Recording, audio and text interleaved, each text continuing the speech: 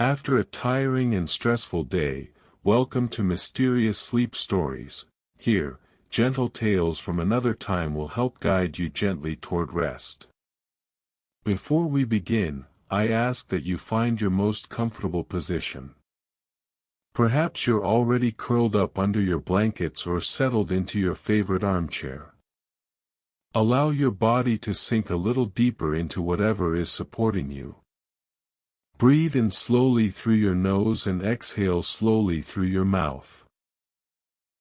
Feel your shoulders gently droop as you exhale. All you need to do tonight is listen, and even listening requires very little from you. Let my voice become just a sound in the room, like the distant rain or the whisper of the wind blowing through the trees. You don't need to follow every word. Your mind can wander, and that's perfectly natural. The story of tonight will be here, accompanying you as you drift off to sleep. We find ourselves on a narrow street in London, in the closing years of the 19th century, when winter arrives early and settles in with a determined chill. The street itself has no grand name, nothing that would appear in guidebooks or be remarked upon by visitors to the city. It is called, simply, Raven Lane, and it winds between taller thoroughfares like a forgotten seam in a well-worn coat. The buildings here lean slightly toward one another, their upper stories closer than their foundations, as though seeking companionship against the winter cold.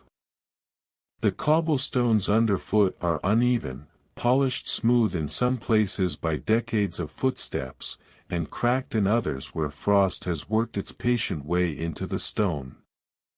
It is the hour just past 5 in the evening, and the daylight, such as it was, has already begun its retreat. The sky above the rooftops holds that particular shade of gray-blue that speaks of snow coming, perhaps not tonight, but soon. The lamplighter has made his rounds already, moving from post to post with his long pole and his small ladder, and now the gas lamps along Raven Lane glow with their steady, gentle light. The glow catches on the frost that has begun to form along windowsills and iron railings, turning each surface into something briefly magical, as though the street itself were being quietly gilded. Among the various establishments along Raven Lane, there is a baker, a cobbler whose sign creaks gently in the evening breeze, a draper's shop with windows that always seem slightly fogged, and, precisely 3 doors from the corner where Raven Lane meets the broader Chancery Street, there stands a small post office. It occupies the ground floor of a narrow building of soot brick, 4 stories tall, with windows that grow progressively smaller as they ascend. The post office itself is identified by a modest sign painted in red and gold, the letters careful and official, Her Majesty's Post Office, Raven Lane Branch. The front of the building presents a single large window to the street, divided into 12 panes by wooden frames painted a deep green that has weathered over the years to something softer, more like moss than emerald. Through this window, lamplight now glows warmly, illuminating the interior just enough for passers-by to glimpse the counter within, the rows of pigeonholes behind it, the notices posted on the walls. The door, solid oak with a brass handle worn smooth by countless hands, bears a smaller pane of glass at eye level, and fixed to this glass is a painted wooden sign that can be turned to show either open or closed. At this moment it still reads open, though the hour for closing draws near. Inside, the post office is a study in modest efficiency. The room is not large, perhaps 15 feet from the door to the back wall, and 10 feet across. The ceiling is higher than one might expect, perhaps 12 feet, giving the space a vertical quality, as though it were a tall, narrow box.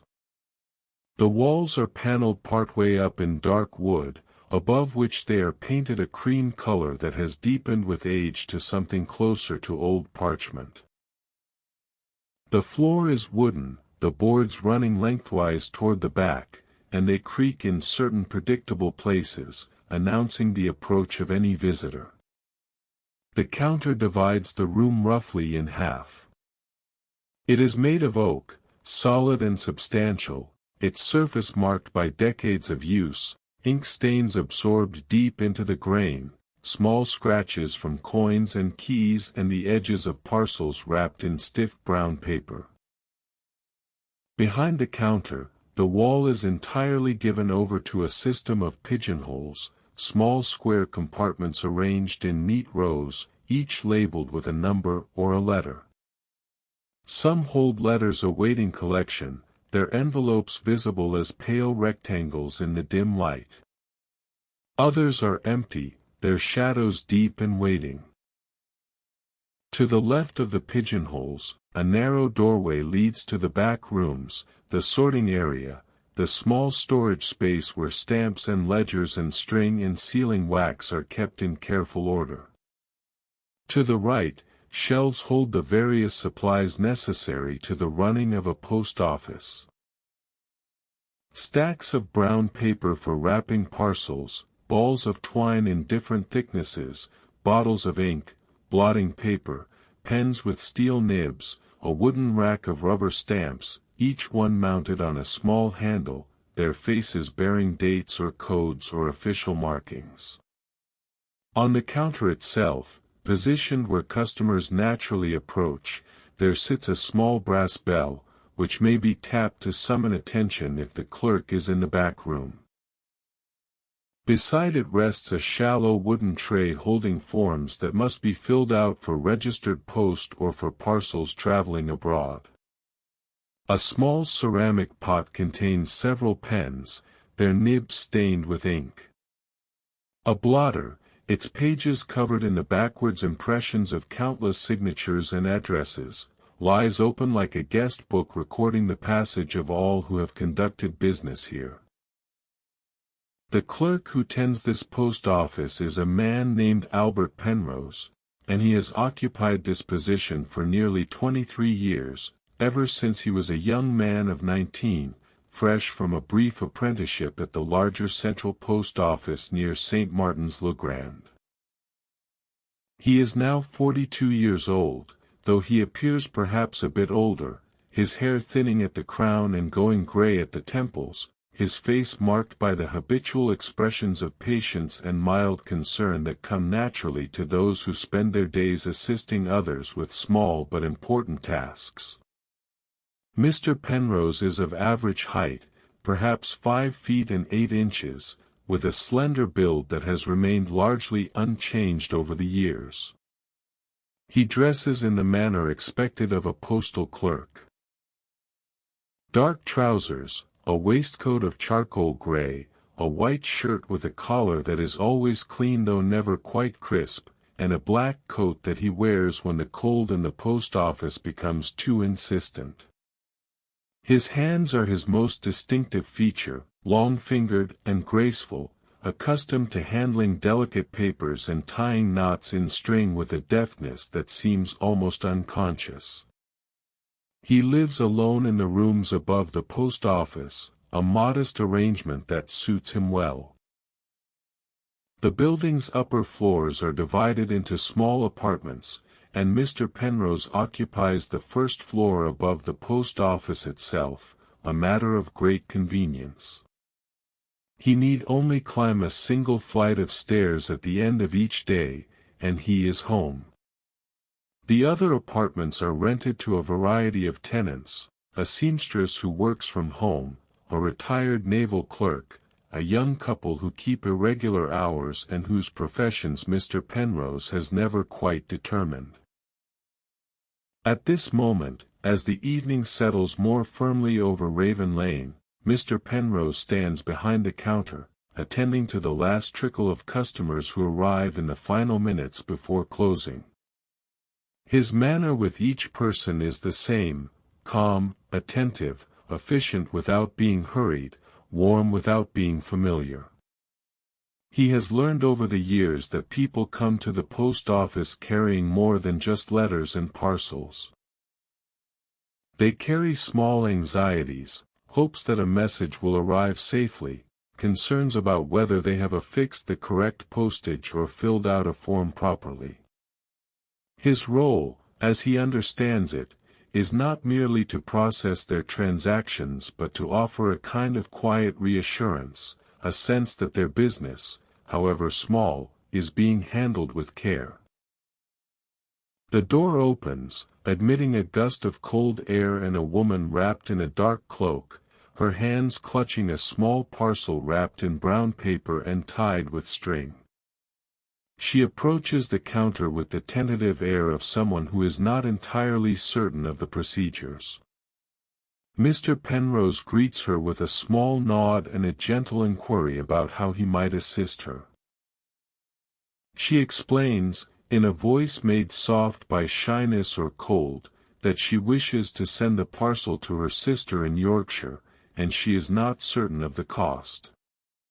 Mr. Penrose takes the parcel in his hands, feeling its weight with a practiced motion, and sets it on the small brass scale that sits at one end of the counter.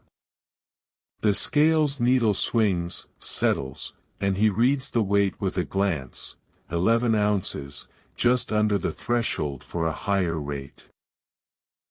He calculates the postage in his head, the figures arriving instantly after years of repetition, and names the sum. The woman fumbles in her purse, producing the required coins, and Mr. Penrose accepts them, counting them into the till with a soft clink of metal on metal. He turns to the shelf behind him, selecting a stamp of the appropriate denomination, and affixes it to the parcel with a small dab of moisture from a sponge kept in a shallow dish. Then he reaches for one of the rubber stamps from the rack, choosing the one that marks the parcel as having been received at Raven Lane, and presses it firmly onto the brown paper. The date appears in dark ink, December 18, 1897. He sets the parcel aside in a wicker basket designated for items to be collected by the evening post, and offers the woman a small receipt, handwritten on a slip of paper. She thanks him, her voice warmer now, and tucks the receipt into her purse. As she turns to leave, she pauses, glancing back at him. "It's quite cold out," she observes, as though this were news that might not yet have reached him. Mr. Penrose agrees that it is indeed cold, and suggests she mind her step on the cobblestones, which will be slippery by now. She nods, pulls her cloak more tightly around herself, and steps out into the evening, the door closing behind her with a soft thud that seems to seal the warmth inside. The post office falls quiet again, and Mr. Penrose takes a moment to tidy the counter, straightening the pens in their pot, aligning the edges of the forms in their tray. Through the window, he can see the street outside, the lamplight creating pools of gold on the dark cobblestones, the occasional figure passing by, shoulders hunched against the cold. Across the way, the draper's shop is already dark, its shutters drawn. The cobbler's light still glows, but faintly, as though Mr. Hargrove is preparing to close as well. Another customer enters, this time a young man, perhaps 20, with ink stains on his fingers and the look of someone employed in one of the many offices that populate this part of London. He carries a bundle of letters, perhaps a dozen, each one addressed in the same careful hand. Business correspondence, Mr. Penrose surmises, though he does not pry. The young man is efficient, naming the service he requires, domestic post, first class, and producing the exact postage without needing to be told the amount. This is someone who makes this trip regularly, Mr. Penrose realizes, likely every evening on behalf of his employer. Mr. Penrose processes each letter, stamping each one with the date and the mark of the Raven Lane office, and placing them in the basket for the evening collection. The young man thanks him with a brisk nod, clearly eager to be on his way, and departs as swiftly as he arrived. The door swings shut, and the bell mounted above it gives a small, bright jingle that fades quickly into silence. Mr. Penrose glances at the clock on the wall behind him. It is a plain clock, round and functional, with black hands and white numerals on a face that has yellowed slightly over time. The hands show 23 minutes past 5. In 7 minutes, he will turn the sign on the door to "closed," lock the door from the inside, and begin the evening's closing routine. For now, he waits, patient and still, in case another customer should arrive in these final minutes. It happens more often than one might expect. There are always those who hurry, who have forgotten an errand until the last possible moment, who arrive breathless and apologetic, hoping they are not too late. Outside, the evening deepens. The frost on the window panes thickens, creating delicate patterns that catch the lamplight in feathered swirls and crystalline branches. The sounds of the city seem to soften, as though the cold itself were muffling them. A horse-drawn cart passes, its wheels crunching over the cobblestones, the driver hunched on his seat, his breath visible in small clouds. A child's voice calls out somewhere nearby, high and thin, and is answered by an adult's deeper tone, the words indistinct but the meaning clear: time to come inside, time for supper, time to escape the cold. Mr. Penrose moves to the front of the counter, his footsteps producing the familiar creaks in the floorboards, and peers through the frosted glass of the door. Raven Lane stretches away in both directions, narrow and shadowed, the lamplight providing just enough illumination to see by. No one is approaching. The street appears to have settled into its evening stillness, the working day concluded, the residents retreating to their homes and hearths. He checks the clock again. 5:28. 2 minutes remaining. He returns to his position behind the counter, clasping his hands together, waiting. The post office around him seems to hold its breath, the silence deepening, the lamplight steady and warm. This moment, the threshold between the day's business and the evening's solitude, is one he has come to appreciate over the years. It is a moment of transition, of shifting from the role of clerk to the role of caretaker, from serving others to attending to the quieter tasks that keep the post office functioning. At precisely 5:30, Mr. Penrose steps around the counter and approaches the door. He pauses there, hand resting on the brass handle, and looks once more through the glass. Raven Lane remains empty, the cold keeping people indoors. Satisfied, he reaches up and turns the wooden sign, rotating it so that "closed" now faces outward. The word seems final, a declaration that the world beyond this door must now wait until morning. He turns the key in the lock, a heavy iron key that produces a solid click as the bolt slides home. The sound seems to echo slightly in the quiet room, marking the official end of the day's business. Mr. Penrose withdraws the key and hangs it on a small hook just inside the doorframe, where it will remain until morning, when he will unlock the door once again and turn the sign back to open. With the door secured, the post office takes on a different quality. It is no longer a public space, a place of commerce and transaction. It becomes instead something more private, almost intimate, a space belonging solely to Mr. Penrose and the tasks he must complete before he can retire upstairs. He moves back behind the counter, his movements unhurried, and begins the first of these tasks, counting the day's receipts. The till is a wooden drawer built into the counter, divided into compartments for different denominations of coins and a larger section for notes. Mr. Penrose slides it open, the drawer moving smoothly on its runners, and looks down at the day's takings. It has been a moderately busy day, neither unusually slow nor particularly hectic. He begins removing the coins, sorting them into small stacks on the counter: pennies, threepenny bits, sixpences, shillings, half-crowns. Each stack grows in neat columns, the coins aligned with a precision that speaks to long habit.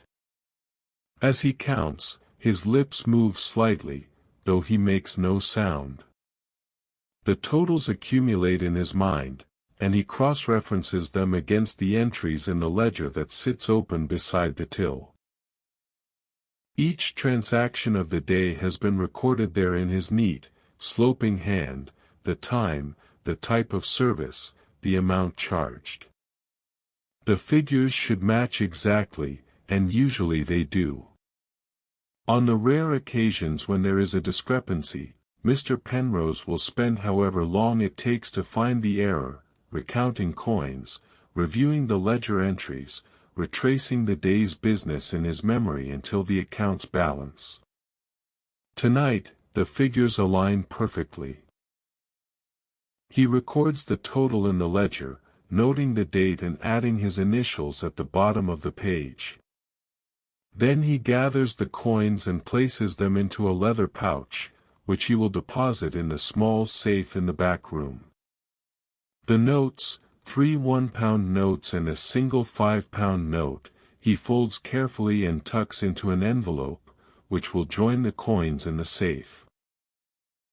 With the till emptied, he slides it closed and wipes down the counter with a soft cloth, removing the small smudges of ink and dust that have accumulated over the course of the day. The brass bell receives a quick polish, its surface gleaming more brightly in the lamplight. The pens are checked, their nibs examined for wear or damage, and any that seem to be deteriorating are set aside to be replaced. The blotter is turned to a fresh page, the old one filled with its backwards impressions left to dry and be archived eventually in the stacks of old blotters kept in the storage room, records of days long past. The forms in the wooden tray are counted and restocked if necessary. Mr. Penrose keeps a careful inventory of these supplies, knowing that running short of a particular form can cause inconvenience to customers. He makes a mental note that the supply of registered post forms is running low, and he will need to request more from the central office. This is a task he will attend to in the morning, when he writes out his weekly order for supplies. The rubber stamps are returned to their rack, each one placed in its designated spot. Mr. Penrose runs a finger along the rack, ensuring that all are present and properly arranged. The date stamp, which must be changed each day, is already set to tomorrow's date. He made that adjustment this morning, a small task that ensures he will not forget it when the new day begins. With the counter attended to, he turns his attention to the pigeonholes behind him. These small compartments hold letters and small parcels that have arrived for collection by residents of Raven Lane and the surrounding streets. The Raven Lane post office serves as a collection point for those who do not have letters delivered directly to their homes, or for items that were not successfully delivered and have been returned here for the recipient to collect. Mr. Penrose moves along the rows of pigeonholes, checking each one, noting which have been emptied by their intended recipients and which still hold waiting mail. Some letters have been here only a day or two, their envelopes still crisp and clean. Others have lingered longer, their paper beginning to soften at the edges, their corners slightly bent. There are rules about how long mail may remain here before it must be returned to sender, and Mr. Penrose is meticulous about following these regulations. Once a month, he goes through the pigeonholes and removes any items that have exceeded their waiting period, processing them for return. Tonight, he notices a letter that has been sitting in pigeonhole 27 for nearly 3 weeks. The envelope is addressed to a Mr. Thomas Wickham, whose lodgings are 2 streets over on Pemberton Row. Mr. Penrose knows Mr. Wickham by sight, a man of perhaps 50 with a limp and a worn overcoat, someone who passes the post office regularly but has not stopped in for some time. The letter is from somewhere in the north, the postmark smudged but still partially legible. Manchester, it appears to say. Mr. Penrose wonders briefly about its contents, though he would never presume to open another's correspondence. Perhaps it bears news of family, or business, or some small matter that Mr. Wickham has been too busy, or too forgetful, to collect. He makes a note in a small notebook he keeps for such purposes, recording the date and the name, a reminder to himself that this letter is approaching the limit of its waiting period. If Mr. Wickham does not collect it within the next week, Mr. Penrose will have no choice but to return it to the sender. It is a task he dislikes, this returning of mail, as it feels like a small failure, a connection that was attempted but never completed. The wicker basket holding the outgoing mail, the items he has accepted from customers this evening, sits on the counter waiting to be taken to the back room. The evening post collection will occur within the hour, when a postal worker from the central office will arrive to gather all outgoing items and transport them for sorting and onward delivery. Until then, Mr. Penrose must prepare these items, ensuring they are properly organized and ready for collection. He carries the basket through the narrow doorway behind the counter, into the back room. This space is smaller than the public area, perhaps 8 feet by 10, with a low ceiling and no window. A single oil lamp hangs from a hook in the ceiling, providing a warm, steady light. The walls here are lined with shelves holding supplies, boxes of stamps in various denominations, rolls of brown paper, balls of string in different thicknesses, bottles of ink, stacks of ledgers both current and archived, boxes of envelopes in multiple sizes. A small table occupies the center of the room, its surface scarred and stained from years of use. This is where parcels are wrapped, where packages are opened for inspection if customs regulations require it, where the day's incoming mail is sorted before being placed in the pigeonholes. Mr. Penrose sets the wicker basket on this table and begins organizing its contents, separating letters from parcels, arranging items by size and destination to make the collector's task easier. As he works, his hands move with automatic precision, requiring little conscious thought. This frees his mind to wander, and he finds himself thinking about the day that has passed, the customers he has served, the small interactions that have filled the hours. There was the woman with the parcel for Yorkshire, her nervousness about whether she had done everything correctly. The young clerk with his bundle of business letters, efficient and impersonal. An elderly gentleman earlier in the afternoon who had come to purchase a single stamp and had stayed to chat for 10 minutes about the weather, the state of the roads, the prospects for snow. Each of these encounters, brief and transactional as they were, represents a small thread in the fabric of the neighborhood. Mr. Penrose has come to understand, over his many years in this position, that the post office serves a function beyond the mere handling of mail. It is a point of contact, a place where people from different parts of the community cross paths, where information is exchanged, where a kind of social cohesion is quietly maintained. He takes a certain pride in this, though it is not the sort of pride that seeks recognition.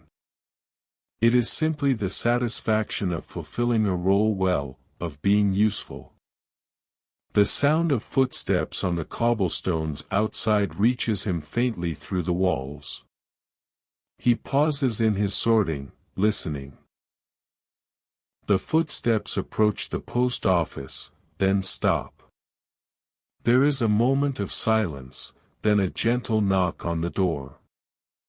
Mr. Penrose sets down the letters he is holding and returns to the front room, making his way to the door. Through the frosted glass, he can see a dark figure, indistinct in the evening gloom. He unlocks the door and opens it partway, the cold air immediately pushing against his face. Standing on the step is a woman he recognizes, Mrs. Ashford, who lives in one of the terraced houses on the next street. She is perhaps 60 years old, wrapped in a thick shawl over her coat, her breath visible in small clouds as she speaks. "Mr. Penrose," she says, her voice apologetic, "I know you've closed, and I'm terribly sorry to disturb you, but I wondered." She trails off, clearly embarrassed to be asking a favor. Mr. Penrose opens the door a bit wider, his expression patient. "How may I help you, Mrs. Ashford?" She fumbles in the pocket of her coat and withdraws an envelope. "I meant to post this earlier, but the day quite got away from me, and it's for my daughter, you see. She's expecting it, and I promised it would go out today." She holds the envelope out tentatively, as though unsure whether he will accept it. Mr. Penrose takes the envelope, glancing at the address.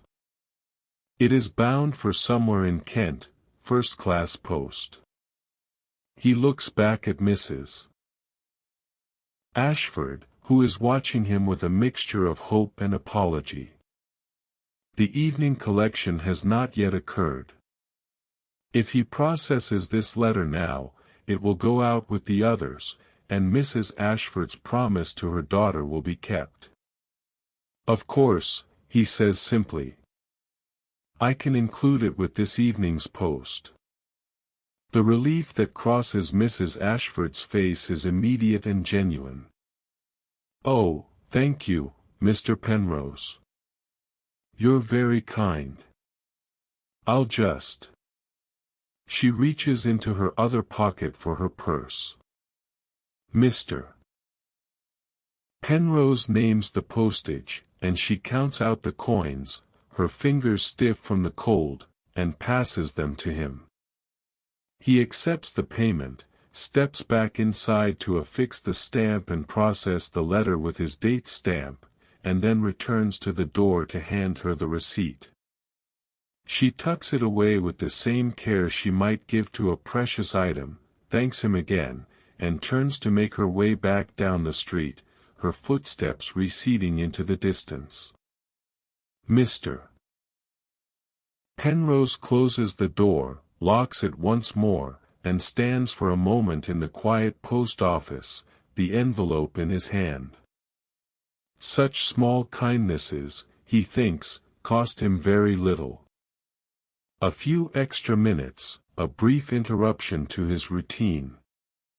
But to Mrs. Ashford, it means the difference between keeping a promise to her daughter and breaking it. These are the moments, he has learned, that matter most to people. Not grand gestures, but small accommodations, the willingness to bend a rule slightly in service of human need. He returns to the back room and adds Mrs. Ashford's letter to the outgoing mail, placing it with the others bound for Kent. The sorting is complete now, and he steps back to survey the organized piles on the table. Everything is ready for the evening collection. He checks the watch in his waistcoat pocket, 6:15. The collector should arrive within the next 15 minutes, punctual as always. While he waits, Mr. Penrose turns his attention to other tasks. There is always something to be done in a post office, small maintenance duties that keep the operation running smoothly. He trims the wick of the oil lamp in the back room, wiping away the carbon buildup with a bit of cloth, adjusting the flame so it burns steady and clean.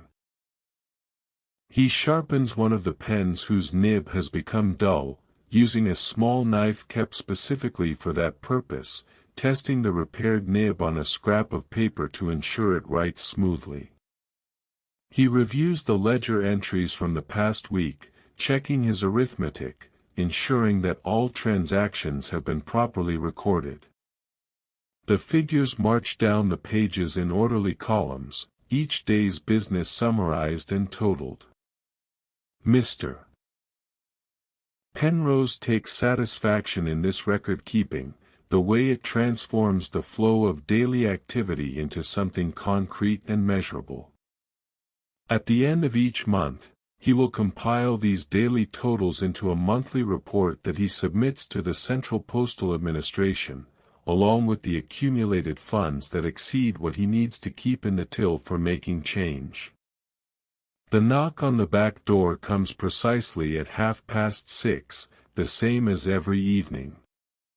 Mr. Penrose sets aside the ledger and crosses to the back door, which opens onto a narrow alley running behind the buildings on this side of Raven Lane.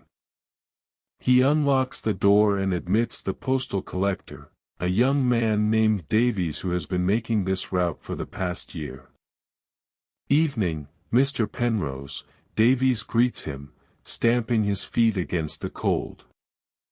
His cheeks are red, his nose running slightly. He carries a large canvas bag over his shoulder, currently half full with mail collected from other post offices along his route. "Good evening, Mr. Davies," Mr. Penrose replies. "Everything's ready for you on the table." Davies steps inside, grateful for even the slight warmth of the back room, and sets his bag on the floor. Together, they transfer the sorted mail from the table into the bag, Mr. Penrose handing over stacks of letters while Davies arranges them carefully to prevent crushing. The parcels go in last, positioned so their weight won't damage the letters beneath them. "Cold one tonight," Davies observes, his breath still visible even inside the building. "Indeed," Mr. Penrose agrees. "Mind you don't slip on the cobbles. They'll be treacherous by now." Davies thanks him for the warning, hoists the bag back onto his shoulder, and steps out into the alley. Mr. Penrose watches him go, the young man's figure disappearing quickly into the darkness beyond the reach of the lamplight from the back room. Then he closes the door, locks it, and turns back to the silent room. The evening's main duties are complete now. The till has been counted, the outgoing mail collected, the incoming mail sorted into the pigeonholes. What remains are the quieter tasks, the ones that prepare the post office for tomorrow's opening. Mr. Penrose moves through these with the same unhurried care he brings to everything he does. He sweeps the floor of the public room, the bristles of the broom whispering across the wooden boards, gathering the small debris of the day, dust, scraps of string, a few dried leaves that must have blown in when a customer opened the door. He empties the dustpan into a small bin kept in the back room, then returns the broom to its place in the narrow cupboard beside the doorway. The windows, both the large one facing the street and the small pane in the door, receive his attention next. He wipes away the condensation that has formed on the inside of the glass, using a soft cloth to remove any smudges or fingerprints. The frost patterns on the outside remain, delicate and intricate, beyond his reach but beautiful in their own right.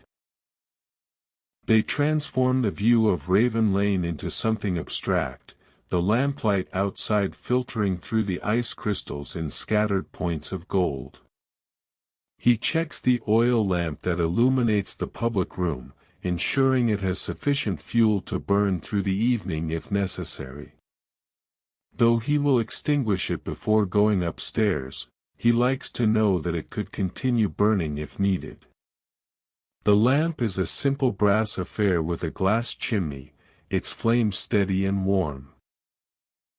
He adjusts the wick slightly, bringing the flame up just a bit so it fills the room more completely with light, pushing the shadows back into the corners. The safe, a heavy iron box built into the wall of the back room, requires his attention now. He opens it with a key kept on a ring with several others in his pocket, the lock turning with a well-oiled click. Inside, he deposits the leather pouch containing the day's coins and the envelope with the notes. He also places inside a copy of the day's ledger entries, a backup record in case the main ledger is ever damaged or lost. Then he locks the safe again, testing the door to ensure it is secure, and returns the key ring to his pocket. Mr. Penrose stands in the back room for a moment, simply listening. The building around him is quiet, the sounds of the other tenants' activities muffled by floors and walls.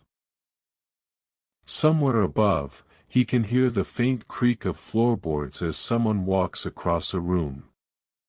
From the street outside, the occasional sound of a passing vehicle or footsteps drifts in, but these are infrequent now. Raven Lane has settled into its evening stillness, the working day over, the residents behind their doors.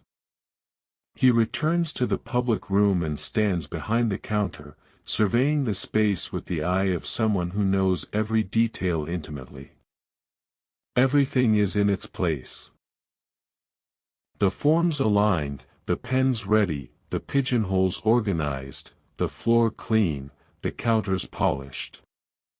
The post office is ready for tomorrow. At 9 o'clock in the morning, he will descend the stairs from his apartment, unlock the door, turn the sign to open, and begin another day identical in its rhythms to this one. And he will do it with the same quiet diligence, the same attention to small details, the same patient service to whoever might require it. But for now, the day is done. Mr. Penrose moves to the lamp and turns down the wick, reducing the flame until it is just a small point of light, enough to see by if he should need to come back down during the night for some reason, but not bright enough to be wasteful. The room dims considerably, the shadows expanding, the corners growing dark. He takes one last look around, nods to himself in satisfaction, and makes his way to the narrow door at the back of the public room that leads to the stairs. These stairs are steep and narrow, rising in a straight line between walls painted a pale green that has faded to something indeterminate over the years. A thin runner of carpet, brown and worn smooth in the center, provides a small amount of cushioning underfoot and helps muffle his steps. He climbs slowly, his hand trailing along the wooden banister, feeling the familiar contours of the wood beneath his fingers. At the top of the stairs, a small landing gives access to his apartment. The door is painted the same green as the stairwell walls, and it bears a small brass number, 1. He unlocks it with another key from his ring and steps inside, closing the door behind him with a soft click that seems to seal him away from the post office below, creating a clear boundary between his professional and private life. The apartment is modest but comfortable, consisting of 3 rooms. A small sitting room just inside the door, a bedroom beyond it, and a tiny kitchen that occupies what was once likely a large cupboard. The sitting room is perhaps 12 feet square, with a single window looking out onto Raven Lane. The room is furnished simply, a small sofa upholstered in a dark fabric that might once have been blue, an armchair near the window, a small table with 2 straight-backed chairs, a bookcase filled with volumes whose spines bear the wear of frequent reading. A fireplace occupies one wall, and Mr. Penrose's first task upon entering is to attend to it. The fire he laid this morning before going downstairs has burned down to embers, the coals glowing a dull red beneath a layer of ash. He kneels before the grate, using the poker to stir the embers, encouraging them back to life, then adding a few pieces of coal from the scuttle beside the hearth. The coal catches after a moment, small flames licking upward, and he remains there on his knees, watching as the fire strengthens and begins to throw warmth into the room. The temperature in the apartment is noticeably cooler than the post office below, where the constant opening and closing of the door throughout the day seems to create a circulation of warmth. Up here, the cold has settled more thoroughly, and he can see his breath faintly in the lamplight. He rises from the hearth, brushes the cold dust from his hands, and moves to light the lamp that sits on the small table. This lamp is a twin to the one downstairs, brass and glass, functional rather than decorative. He lights it with a match, adjusting the flame until it burns steadily, then carries it to the table and sets it down. The circle of light it casts creates an island of illumination in the otherwise dim room, and Mr. Penrose gravitates toward it naturally, taking a seat in one of the straight-backed chairs and allowing himself a moment of stillness after the day's activities. From here, he can hear the building around him more clearly. The family in the apartment above him, the young couple whose names he cannot quite recall, are having a conversation, their voices indistinct but their tones suggesting ordinary domestic discussion. To his left, through the wall that separates his apartment from the one occupied by Mrs. Colworth, the seamstress, he can hear the rhythmic sound of her sewing machine, a gentle mechanical chatter that speaks of work continuing even at this hour. These sounds are comforting in their familiarity, reminders that he is not entirely alone even in his solitude. Mr. Penrose rises and moves to the kitchen, where he sets about preparing his evening meal. His culinary habits are simple, shaped by practicality and a limited appetite. Tonight, as most nights, he will have bread, cheese, and perhaps a bit of cold meat left from yesterday's purchase. He fills a kettle with water from the tap, a modern convenience installed only a few years ago and one he still considers something of a luxury, and sets it on the small spirit stove to heat. While the water warms, he slices bread from a loaf kept in the cupboard, the knife moving with the same careful precision he brings to all tasks. The bread is from the baker 2 doors down, purchased this morning on his way to open the post office. It is good bread, dense and hearty, with a crust that requires some effort to cut through.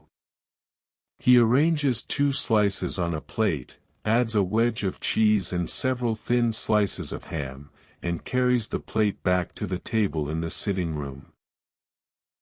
The kettle begins to whistle, a thin, high sound that cuts through the quiet. He returns to the kitchen, pours the boiling water into a small teapot containing leaves from the tin he keeps on a shelf, and allows it to steep while he fetches a cup and saucer from the cupboard. Tea is one of his few indulgences, and he keeps a better quality than his budget might strictly allow.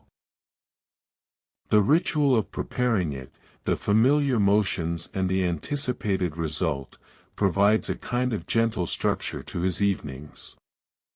Seated at the table with his simple meal and his cup of tea, Mr. Penrose allows himself to relax in a way he cannot during the working day.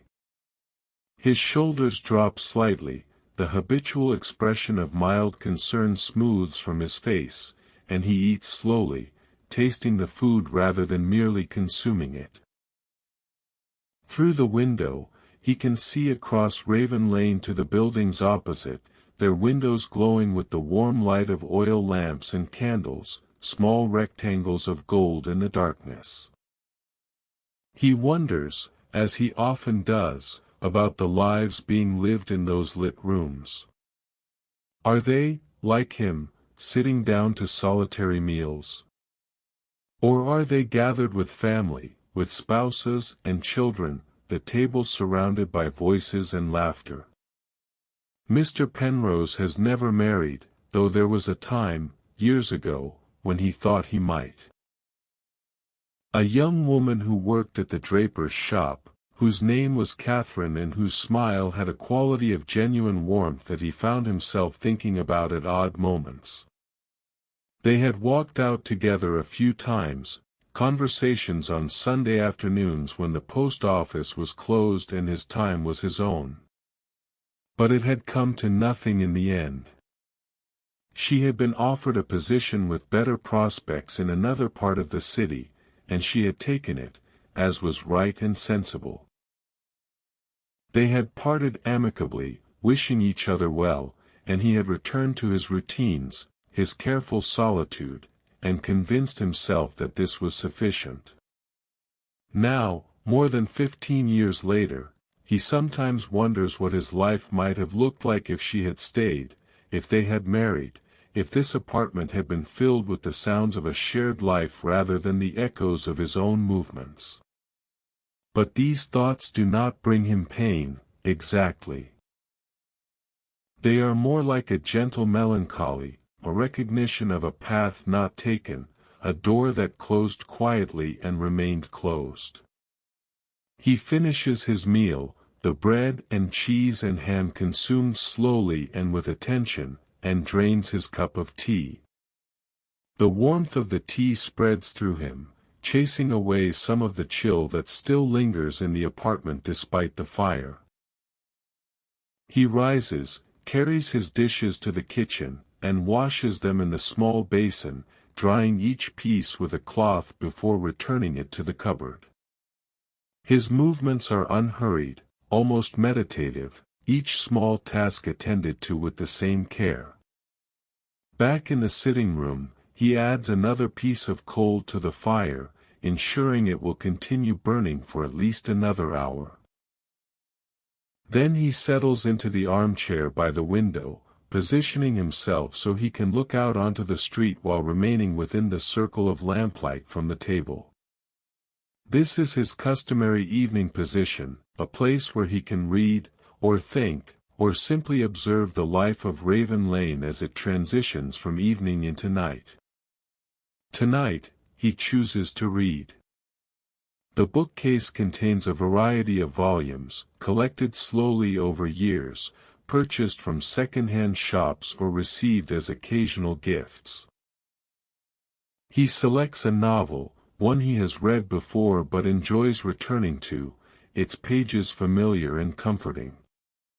The book opens naturally to a place about halfway through, where the spine has been creased by previous readings, and he begins where he left off some weeks ago, the story resuming as though no time had passed. The narrative unfolds at a gentle pace, concerned with the domestic lives of ordinary people in a small village, their small dramas and quiet triumphs. Mr.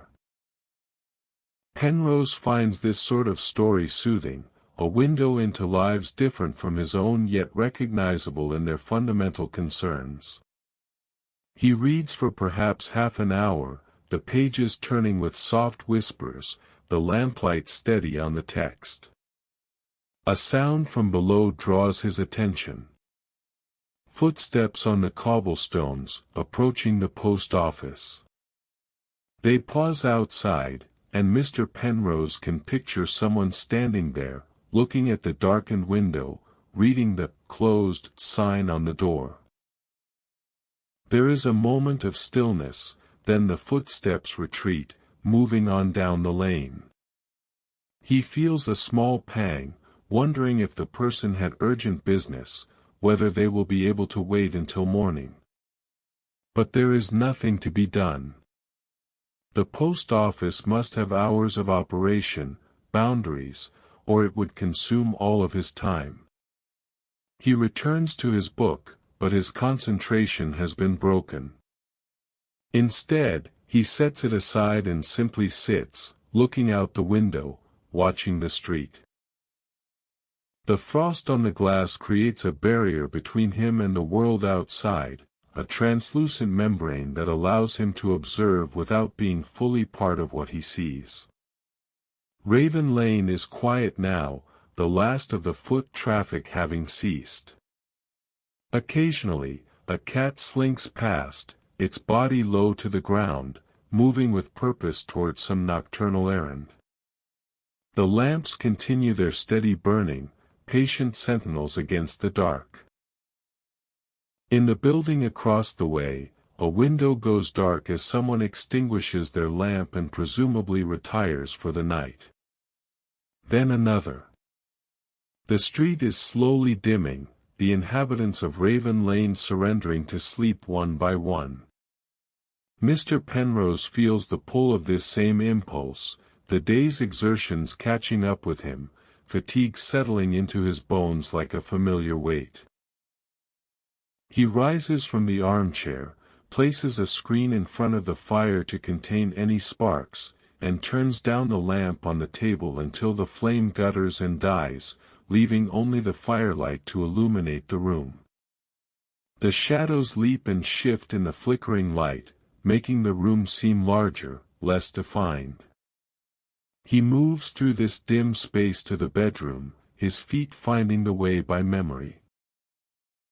The bedroom is even smaller than the sitting room, containing only a narrow bed, a chest of drawers, and a washstand with a basin and pitcher.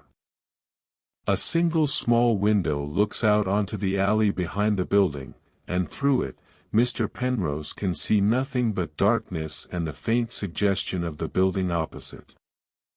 He undresses slowly, folding each garment and placing it on the chair beside the bed, then washes his face and hands in cold water from the pitcher. The sheets on the bed are clean but cold, and he shivers as he slips between them, pulling the blankets up to his chin. The pillow is thin but familiar, conforming to the shape of his head as he settles into his customary position on his right side. From here, he can see the dim glow of the fire in the sitting room through the open door, a faint reassurance in the darkness. His mind, released from the day's tasks, begins to wander. He thinks of Mrs. Ashford and her letter to her daughter, now on its way to Kent with the evening post. He thinks of the unclaimed letter in Pigeonhole 27, waiting for Mr. Wickham to remember to collect it. He thinks of tomorrow, which will be much like today, a succession of small tasks performed with care, of customers served with patience, of hours marked by the ticking of the clock and the rhythm of routine. And in this thinking, there is contentment. Mr. Penrose has long since made peace with the modest scope of his life. He is not a man of grand ambitions or dramatic achievements. He is a clerk in a small post office on a narrow street, and his days are filled with small services to his neighbors. But in this role, he has found a kind of purpose, a sense that his presence matters, that the post office running smoothly and his willingness to stay a few minutes past closing time for Mrs. Ashford, these things make a difference, however small, in the lives of others. Sleep begins to claim him, pulling him down into its gentle depths. His breathing slows, deepens, the tension leaving his body as he surrenders to rest. The building around him settles into its own nighttime rhythms, the small creaks and sighs of wood and brick expanding and contracting with the changing temperature. Raven Lane lies quiet beneath its blanket of frost, the lamp still burning but illuminating streets empty of movement. And in the post office below, the pigeonholes wait in darkness, each one a small receptacle for messages that travel across distances, connecting people separated by miles. Letters from daughters to mothers, from business partners to clients, from friends to friends. Tomorrow, more will arrive, and more will be sent, and Mr. Penrose will be there to facilitate these connections, to serve as a quiet conduit for the human need to communicate, to reach across the space that separates us and say, I am here. I am thinking of you. I want you to know. The night deepens. The fire in the sitting room burns lower, the coals settling with soft sounds like distant whispers. Mr. Penrose sleeps, and in his sleep, he is content. Morning arrived at Raven Lane with a hesitant quality, as though uncertain of its welcome. The darkness retreated slowly, unwillingly, yielding to a gray light that seemed less like dawn than a gradual dilution of night. Mr. Penrose woke to this dim illumination, his eyes opening without the jarring alarm of a sudden awakening. He had slept through the night without interruption, a small blessing he never took for granted, and now lay for a moment in the stillness, listening to the building around him emerge from sleep. From the apartment above came the sound of someone moving about, footsteps crossing from one room to another. The creak of floorboards, the soft thud of a door closing. Mrs. Colworth's sewing machine remained silent.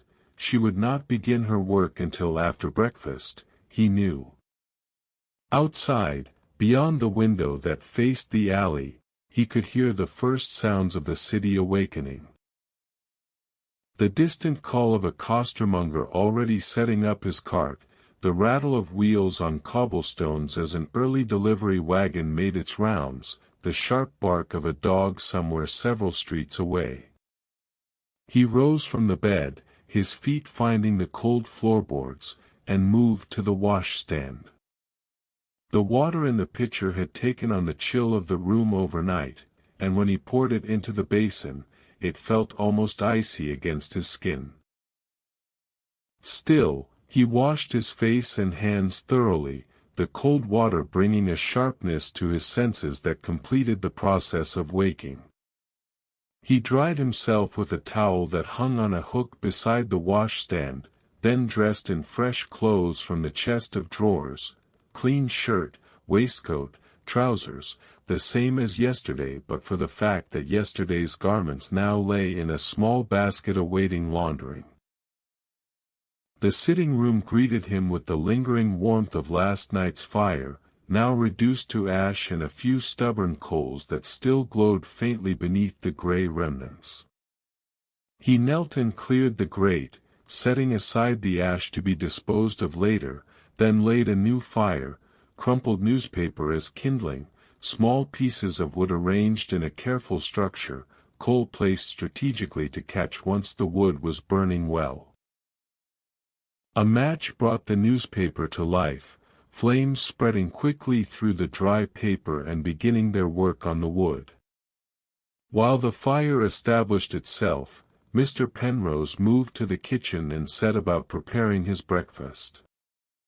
This meal, like his dinner, followed a predictable pattern: porridge cooked on the spirit stove, sweetened with a small amount of sugar and, if he was feeling particularly indulgent, a splash of milk.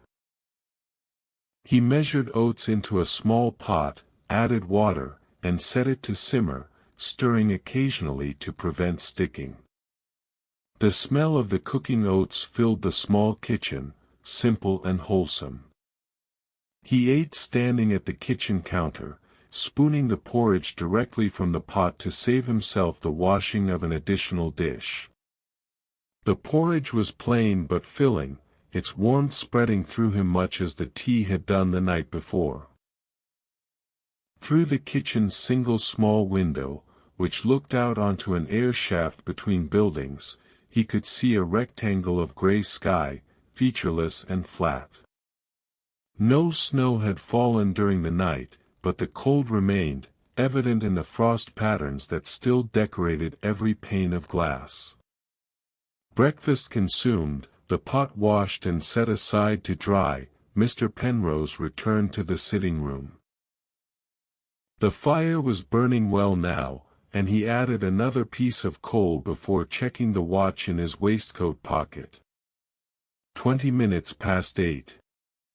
In 40 minutes, he would need to open the post office. This interval he used for what he thought of as his personal time, a brief period before the day's duties claimed him entirely. He settled into the armchair by the window with the book he had been reading the previous evening, finding his place and continuing where he had left off. The story moved forward at its leisurely pace, the characters navigating their small complications with dignity and good sense.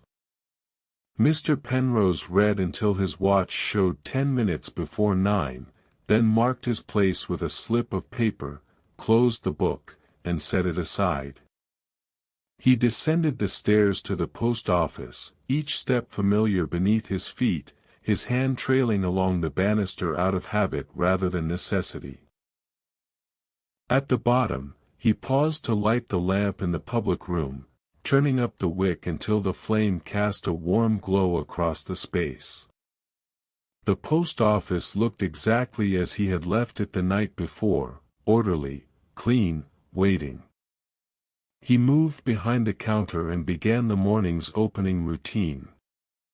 First, the till.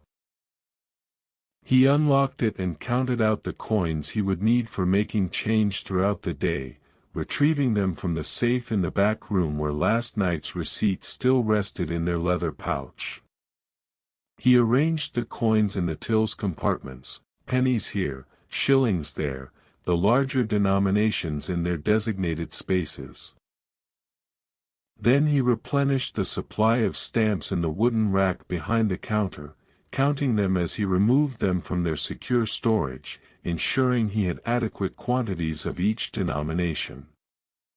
The date stamp received his attention next. He had set it to today's date yesterday morning, but he checked it nonetheless, a small verification that had become part of his routine. December 19, 1897. The numbers and letters aligned properly in their small rubber frame. He tested it on a scrap of paper, producing a clear impression, then returned it to its place in the rack. The ledger lay open to yesterday's final entry, his initials at the bottom of the page confirming that the accounts had balanced. He turned to a fresh page, wrote today's date at the top in his careful hand, and drew the columns that would hold the day's transactions. Time of transaction, type of service, amount charged. Each day began with a blank page waiting to be filled with the record of commerce and correspondence. At precisely 9 o'clock, Mr. Penrose approached the door, unlocked it with the heavy iron key from its hook, and turned the wooden sign so that, open, faced outward to Raven Lane. The ritual completed, he stepped back behind the counter and assumed his position, hands clasped lightly before him, face composed in an expression of patient readiness. The morning began quietly. The first customer did not arrive until nearly 20 past 9, and when the door finally opened, admitting a gust of cold air and the cheerful jingle of the bell, it was young Thomas from the baker's, sent on an errand by his employer. The boy carried a letter, already addressed and stamped, and simply needed it to be postmarked and included in the outgoing mail. Mr. Penrose processed it quickly, exchanged a few words with the boy about the cold weather and the possibility of snow, and sent him on his way with instructions to mind the ice on the cobblestones. A woman followed shortly after, someone Mr. Penrose did not recognize, likely from one of the streets beyond his usual neighborhood. She wished to send a parcel to Scotland and required assistance in wrapping it properly. Mr. Penrose led her to the back room, where he kept the brown paper and string, and helped her create a neat, secure package. She was grateful for his patience as he demonstrated the proper way to fold the corners and tie the knots, and when the parcel was complete and labeled, she paid the postage and departed with effusive thanks. The morning continued in this manner, a steady but unhurried stream of customers. Mr. Penrose attended to each with the same careful attention, never rushing, never showing impatience even when someone took longer than necessary to count out their coins or couldn't quite remember the address they needed. He had learned long ago that people came to the post office often in states of mild anxiety or confusion, uncertain about procedures, worried about making mistakes. His role was to provide not just service but reassurance, to make the process as smooth and uncomplicated as possible. Around 11 o'clock, there came a lull. The post office stood empty, the door closed, the street outside visible through the window showing only the occasional passerby hurrying along with shoulders hunched against the cold. Mr. Penrose took advantage of this quiet interval to attend to some administrative tasks. He reviewed the supply inventory, noting what items were running low and would need to be ordered from the central office. Registered post forms, as he had noticed yesterday, were nearly depleted. The supply of sixpenny stamps was adequate but would need replenishing within the week.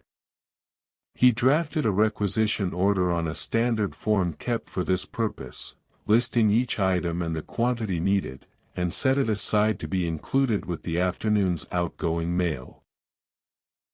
These orders were processed centrally and the requested supplies usually arrived within 3 to 4 days, delivered by the same postal workers who collected the outgoing mail each evening.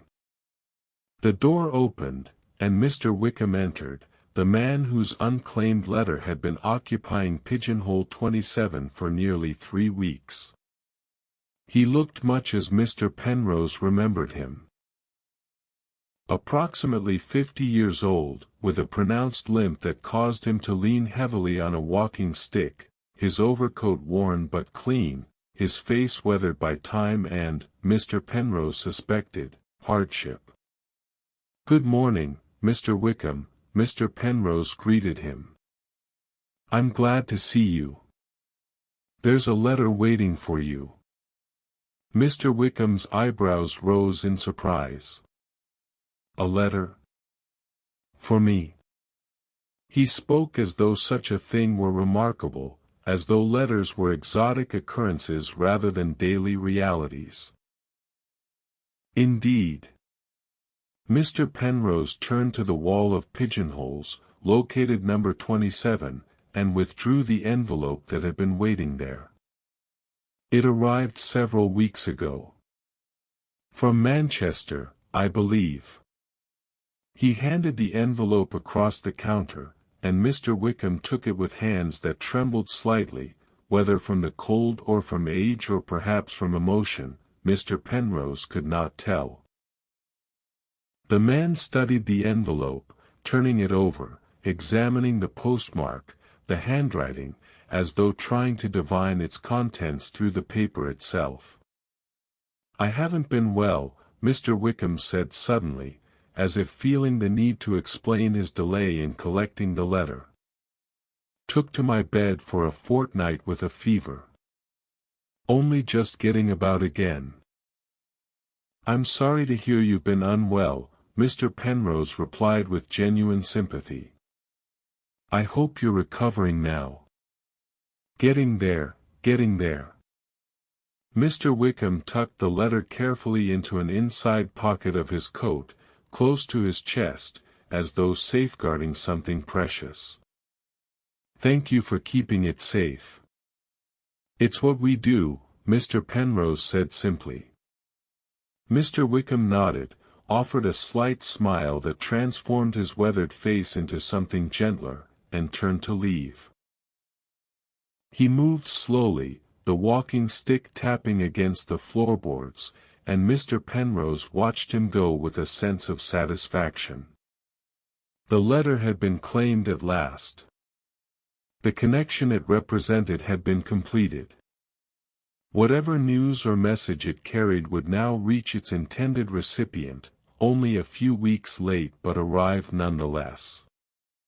The afternoon brought a different quality of business. Several people came to collect mail from the pigeonholes, presenting the small cards Mr. Penrose had left for them indicating that packages or registered letters awaited collection. He retrieved each item, verified the recipient's identity through simple questions, name and address, and handed over the mail with the same care he would give to something fragile. One such package, wrapped in brown paper and sealed with red wax, went to a young woman who blushed as she accepted it, clearly recognizing the handwriting on the label. A gift from a sweetheart, Mr. Penrose surmised, though he said nothing beyond wishing her a good day. Another package, much larger and heavier, was collected by an elderly gentleman who struggled to carry it. Mr. Penrose came around from behind the counter and helped him maneuver it to the door, holding it open while the man maneuvered the package through. Books, the gentleman explained, breathing heavily from the effort. My nephew sends them. Thinks I've nothing to do but read all day. A pleasant way to pass the winter, surely, Mr. Penrose offered. If one's eyes were up to it, the gentleman replied, but his tone was more amused than bitter. Thank you for your help, young man. Mr. Penrose, at 42, did not think of himself as particularly young, but he accepted the designation with grace and returned to his position behind the counter as the gentleman made his slow progress down Raven Lane, the package clutched awkwardly in his arms. The day wore on in its measured way. The light outside never achieved any real brightness, remaining instead a uniform gray that made the time difficult to judge. If not for the clock on the wall, Mr. Penrose might have struggled to know whether it was midday or mid-afternoon. But the clock kept its faithful marking of hours and minutes, and he glanced at it periodically, noting the passage of time, anticipating the rhythms of the day. At 3:30, the daily delivery arrived. This was the incoming mail, brought from the central sorting office by a postal worker who made the rounds of the smaller branch post offices each afternoon. Today's deliverman was someone Mr. Penrose had not seen before, a replacement perhaps for the usual carrier. He was a stout man with a red face and a perpetually harried expression, and he entered carrying a canvas sack bulging with letters and parcels. Afternoon, he said brusquely, setting the sack on the counter with an audible thud. Busy route today. Half of London seems to be writing to the other half. Mr. Penrose smiled at this observation and signed the ledger the man produced, acknowledging receipt of the delivery. The deliverman departed as quickly as he had arrived, already thinking ahead to his remaining stops, and Mr. Penrose was left with the sack of incoming mail. He carried it to the back room and emptied its contents onto the sorting table. The mail formed a sizable pile, and he began the familiar task of sorting it for distribution. Each envelope or package was examined, the address read and noted, and then placed in the appropriate pigeonhole or set aside for further handling. Some items were addressed to specific individuals whose names and addresses he recognized. Others bore only street names and house numbers, requiring him to match them to the correct neighborhood served by his post office. This sorting was work that required concentration but not conscious thought, his hands and eyes performing the task through long practice while his mind was free to wander. He found himself thinking about the various items passing through his hands, the sheer variety of human communication they represented. Business letters in formal envelopes with typed addresses. Personal correspondence in a rainbow of envelope colors, some decorated with elaborate handwriting, others addressed in hasty scrawls. Parcels that might contain gifts or goods or who knew what treasures, wrapped and sealed with care. Each item was a small story, a moment of connection between two or more people. This one from a solicitor's office in Cheapside, likely containing some legal matter. That one from a village in Cornwall, the handwriting elderly and shaky, perhaps a grandmother writing to family in London. A parcel from a department store, probably containing purchases being delivered. A letter with foreign stamps, from France or perhaps Belgium, the address written in an unfamiliar hand. Mr. Penrose never opened any of these items, never read what was not meant for him, but he could not help constructing small narratives around them, imagining the circumstances that had brought them into being. It made the work less mechanical, more human, to think of the post office not as a mere sorting facility but as a hub in a vast network of human connections spanning the country and indeed the world. The sorting took nearly an hour. By the time he had placed the last envelope in its designated pigeonhole and arranged the parcels on the shelves in the back room, organized by collection date, the clock showed 4:30. The winter afternoon was already surrendering to evening, the gray light outside deepening toward darkness, and Mr. Penrose lit a second lamp in the public room to supplement the one already burning. The final hour before closing was often the busiest of the day, as people finished their work and stopped by the post office on their way home. Today proved true to this pattern. A succession of customers arrived, each with their particular needs. Mr. Penrose served them all with the same patient efficiency, processing letters and parcels, selling stamps, answering questions about postal rates and delivery times. One man, clearly agitated, wanted to know why a letter he had sent to Birmingham 3 days ago had not yet received a reply. Mr. Penrose gently explained that 3 days was scarcely enough time for a letter to reach Birmingham, be read, and have a response returned to London, and suggested that the man allow at least a week before becoming concerned. The explanation seemed to calm him somewhat, and he departed with a muttered thanks. A young boy, no more than 8 or 9, arrived with a penny clutched in his small fist and asked for a stamp.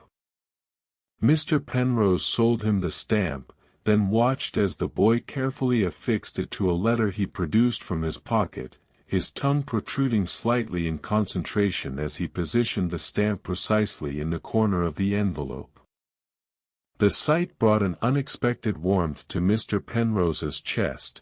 This child engaged in the serious business of sending a letter, perhaps his first. "Is it going to someone special?" Mr. Penrose asked gently. The boy nodded solemnly. To my Gran. She lives in Essex. I wrote to tell her about the kitten we found. I'm sure she'll be very pleased to receive it, Mr. Penrose said. He took the letter, postmarked it with special care, and placed it in the basket for outgoing mail. It should reach her in 2 or 3 days. The boy's face lit with pleasure, and he scampered out of the post office with an energy that seemed at odds with the cold evening. Mr. Penrose watched him go, thinking about the letter's journey, from this small post office to the central sorting facility, from there to Essex, from the Essex post office to the boy's grandmother, wherever she might live. And in a few days, perhaps, a letter would make the return journey, the grandmother responding to her grandson's news about the kitten. The wheel of correspondence, endlessly turning, connecting people across distance. At precisely 5:30, with no customers in sight and Raven Lane empty of pedestrians beyond the window, Mr. Penrose performed the familiar ritual of closing. He approached the door, turned the sign to show "closed," and locked the door from inside. The sound of the bolts sliding home marked the transition from public business to private tasks, and he returned to the counter to begin the evening's closing procedures. The till was counted, the coins sorted and tallied, the figures recorded in the ledger. Today's total was slightly higher than yesterday's, a modest increase that Mr. Penrose noted without particular emotion. The money was secured in the safe, the ledger page completed with his initials, the counter cleaned and organized for tomorrow. As he worked, he became aware of a change in the weather outside. The wind had picked up, and he could hear it testing the shutters, probing at the edges of the door.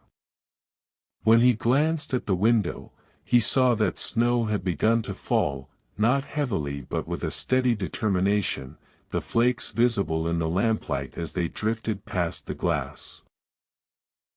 The snow transformed the view of Raven Lane, softening its edges, beginning to accumulate on the cobblestones in a thin white layer that would make them even more treacherous than they had been. Mr. Penrose thought of the various people who had passed through the post office today, hoping they had all reached their homes safely before this snow began.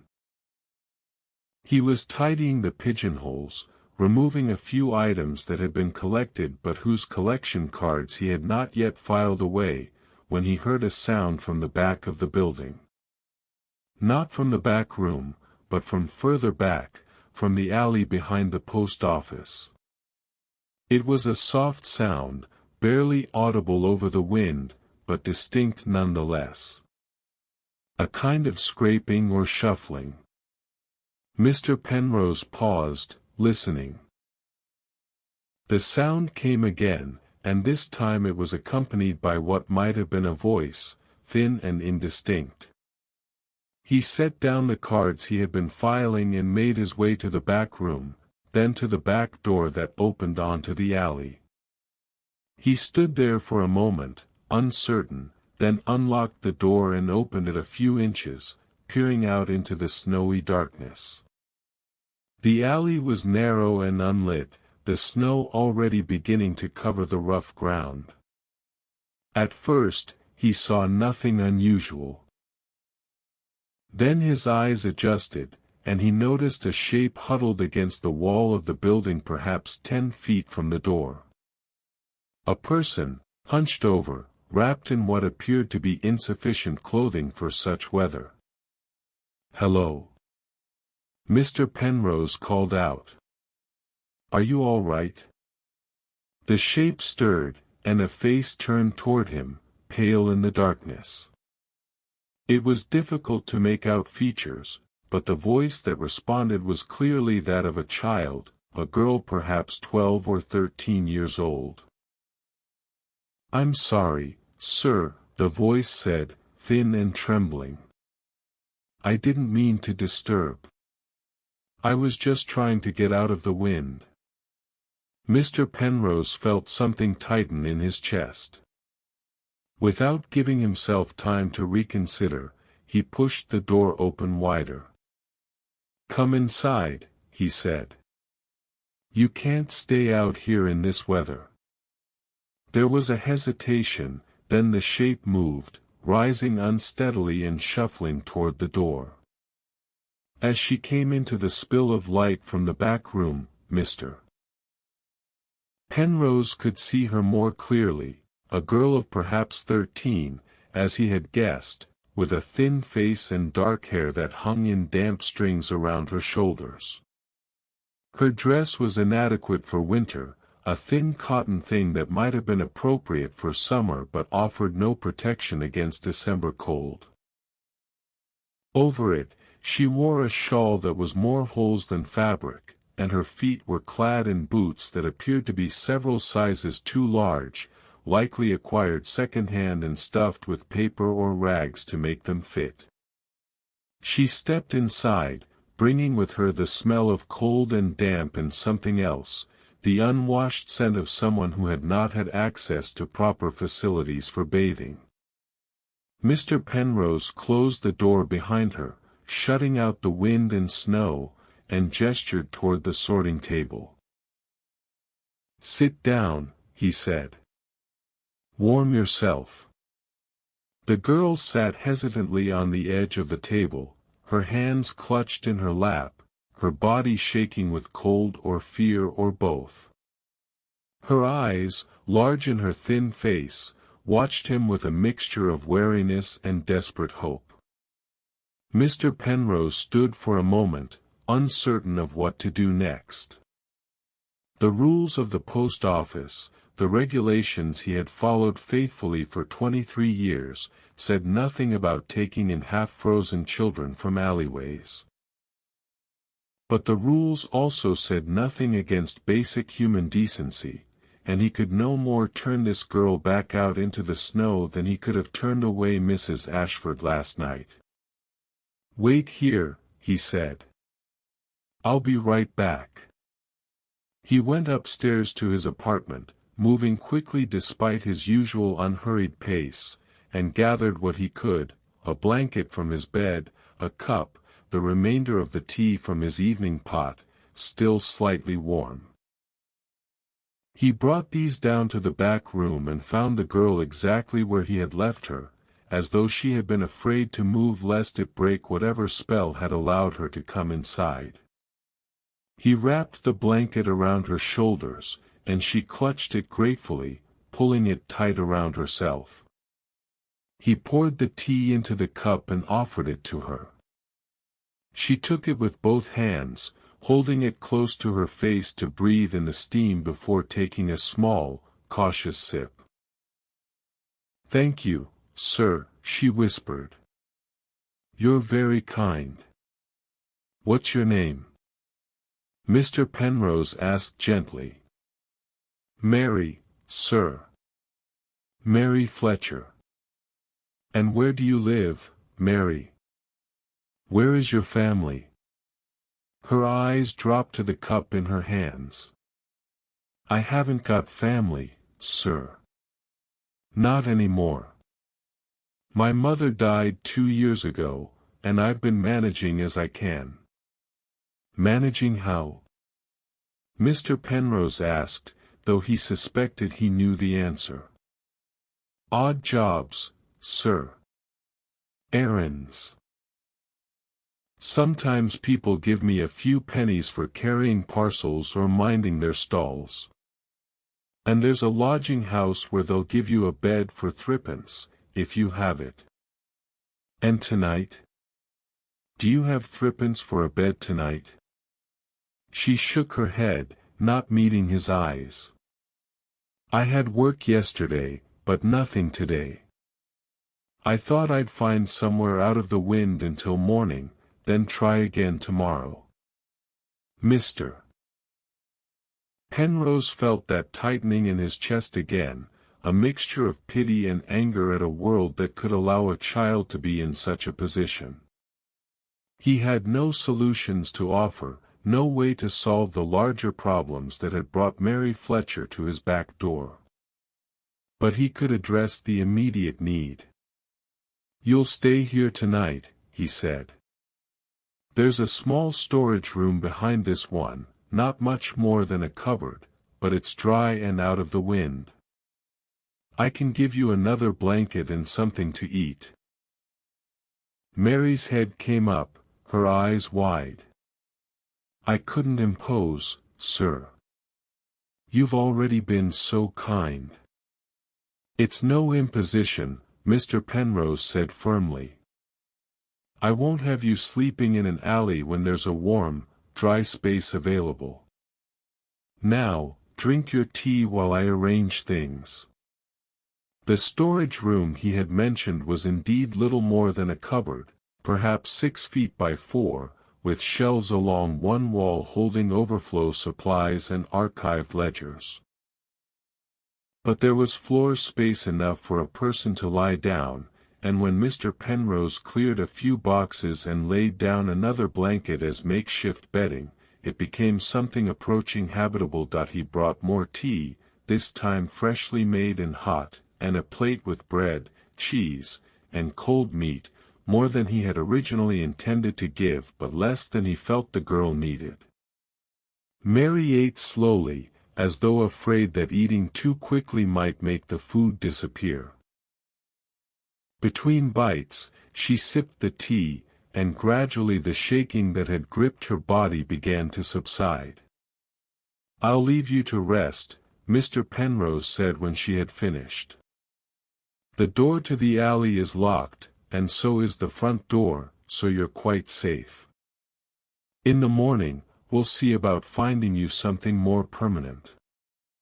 "Thank you, sir," Mary said again, her voice stronger now, warmed by food and shelter. "I don't know how to repay your kindness." "No repayment is necessary, Mr. Penrose replied.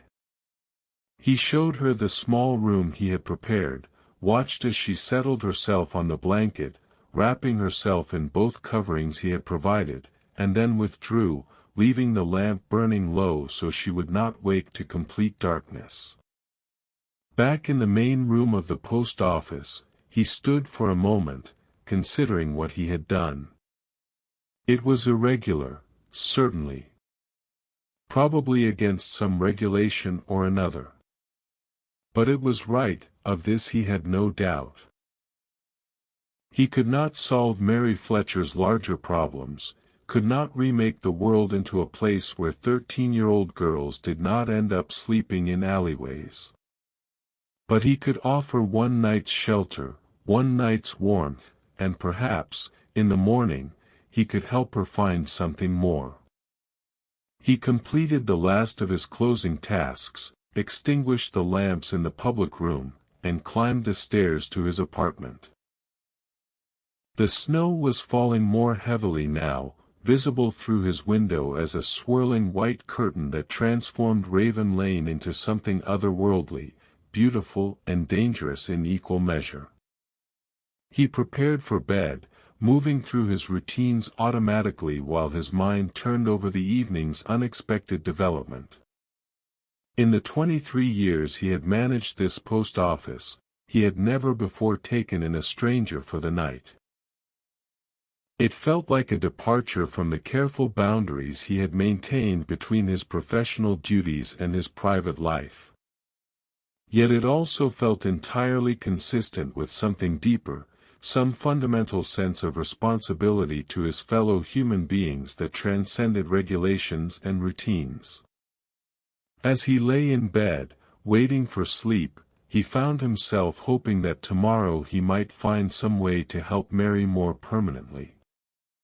Perhaps Mrs. Colworth, the seamstress, might need an assistant. Or perhaps the baker could use another pair of hands. There must be someone on Raven Lane or in the surrounding streets who could offer the girl steady work and a safe place to stay. These thoughts accompanied him into sleep, gentler concerns than the day's ledgers and postal rates, more human and therefore more troubling, but also somehow more important. The snow continued to fall outside, blanketing the city in white and Mr. Penrose slept beneath his own blankets while one floor below, Mary Fletcher slept in her small cupboard room, warm and safe for one night at least. Morning arrived with a hushed quality, the snow having muffled the usual sounds of the city's awakening. Mr. Penrose woke to a world transformed, the light coming through his window brighter than it had been in days, reflected and amplified by the white blanket covering everything outside. He rose and dressed with more haste than usual, his thoughts immediately turning to the girl sleeping in the storage room below. He descended the stairs quietly, not wanting to wake her if she still slept, and let himself into the post office. The air was cold, the fire from yesterday long since extinguished, and his breath was visible in small clouds as he moved through the familiar space. He paused outside the storage room, listening, and heard nothing. Gently, he pushed the door open a few inches and looked inside. Mary Fletcher was awake, sitting upright on her makeshift bed with the blankets wrapped around her shoulders. She looked up as the door opened, and there was a moment of confusion in her eyes before recognition settled in, and with it, something that might have been relief. "Good morning," Mr. Penrose said softly. "Did you sleep well?" "Yes, sir," she replied. "Better than I have in some time." "I'm very grateful. I'm going to make tea and prepare some breakfast." "You're welcome to join me upstairs, or I can bring something down to you, whichever you prefer." Mary hesitated, clearly uncertain about the proper etiquette for this unusual situation. "I wouldn't want to intrude on your home, sir." "You wouldn't be intruding," Mr. Penrose assured her. "Come upstairs. It's warmer there, and we can talk about what might be done to help you find more permanent arrangements." He waited while she folded the blankets with careful precision, as though this small act of tidiness might somehow repay his kindness, then led her up the stairs to his apartment. The sitting room was indeed warmer, the fire he had laid the previous evening still holding some heat, and he set about building it up while Mary stood uncertainly near the door. "Sit down, please," he said, gesturing toward the sofa. "Make yourself comfortable." She perched on the edge of the sofa, her posture stiff and formal, clearly uncomfortable with accepting such hospitality. Mr. Penrose went to the kitchen and prepared a more substantial breakfast than his usual porridge, tea, bread, butter, jam, and some eggs he had purchased 2 days ago. He scrambled the eggs in a pan, divided them between 2 plates, and brought everything to the small table in the sitting room. They ate together in a slightly awkward silence, Mary consuming her food with the same careful slowness she had shown the night before, and Mr. Penrose occasionally glancing at her, wondering what circumstances had brought her to such desperate straits. When the meal was finished and they sat with their teacups warming their hands, he decided to ask. "Mary," he began gently, "you said your mother passed away 2 years ago. What happened after that? Was there no one else to take you in?" Mary's eyes fixed on her teacup, her voice quiet when she spoke. "My mother had no family, sir. Or none that would acknowledge us. She'd been in service before I was born, but she was dismissed when I came along. We lived in rooms off Drury Lane. She took in washing and mending, and we managed well enough until she fell ill." "And your father?" Mr. Penrose asked, though he suspected this was delicate ground. I never knew him, sir. Mother never spoke of him. Mr. Penrose nodded, understanding the story that lay beneath these simple facts. Mary was what society called a natural child, born outside wedlock, and her mother had been cast out from respectable employment because of it. They had survived on the margins, doing honest work where they could find it, until illness had taken Mary's mother and left the girl entirely alone. After Mother died, Mary continued, the landlord wouldn't let me stay in the rooms. Said I couldn't pay the rent on my own.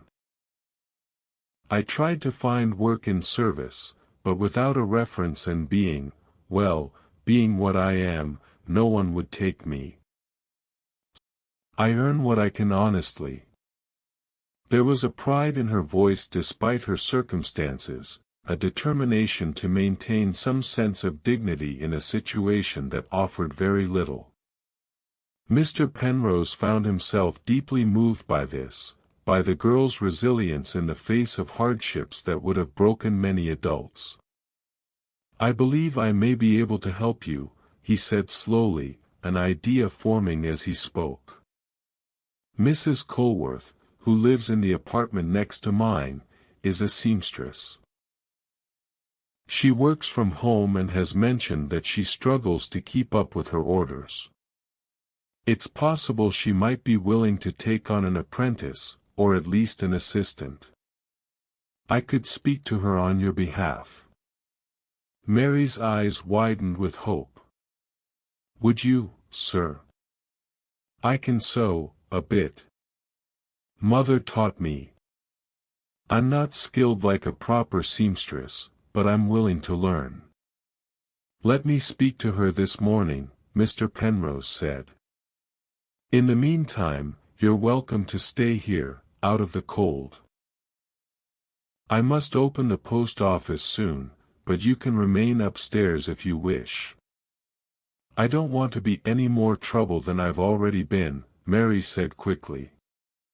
Perhaps I could help with something. Cleaning, or organizing.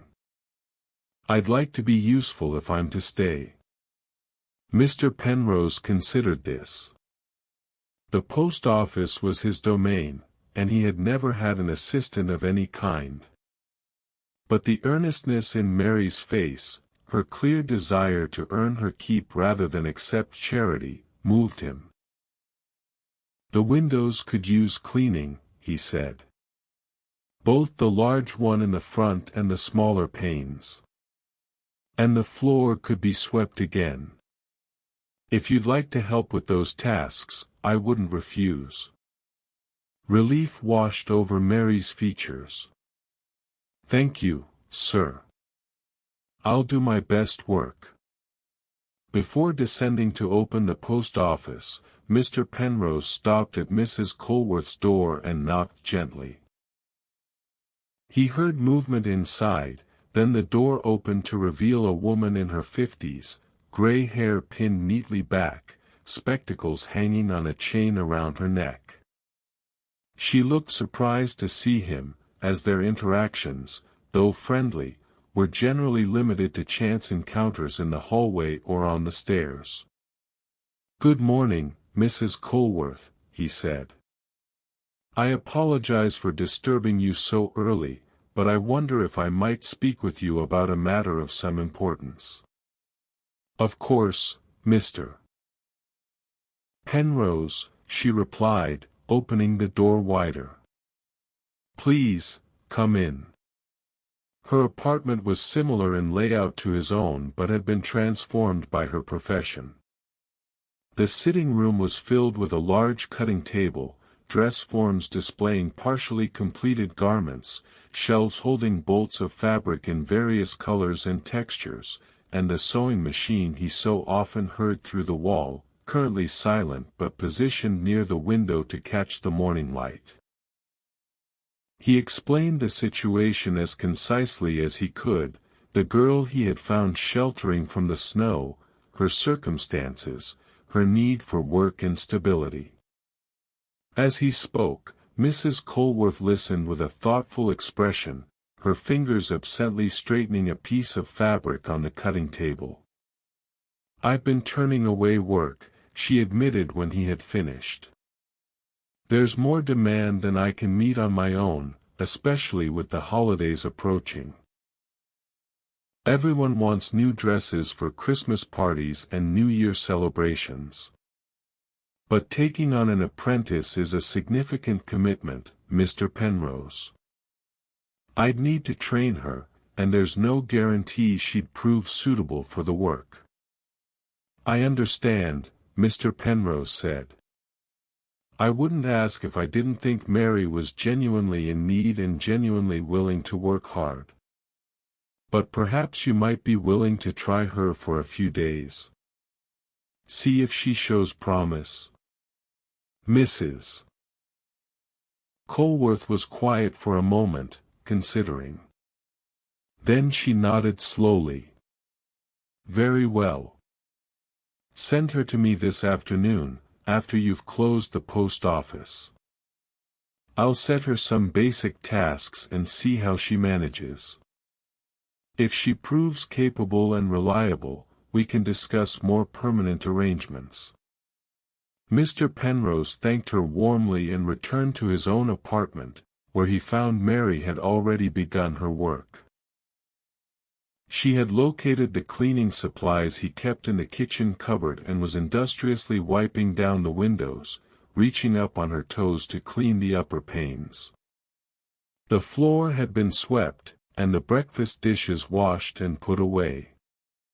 "Mrs. Colworth has agreed to give you a trial," he told her. "This afternoon, after the post office closes, you're to go to her apartment next door.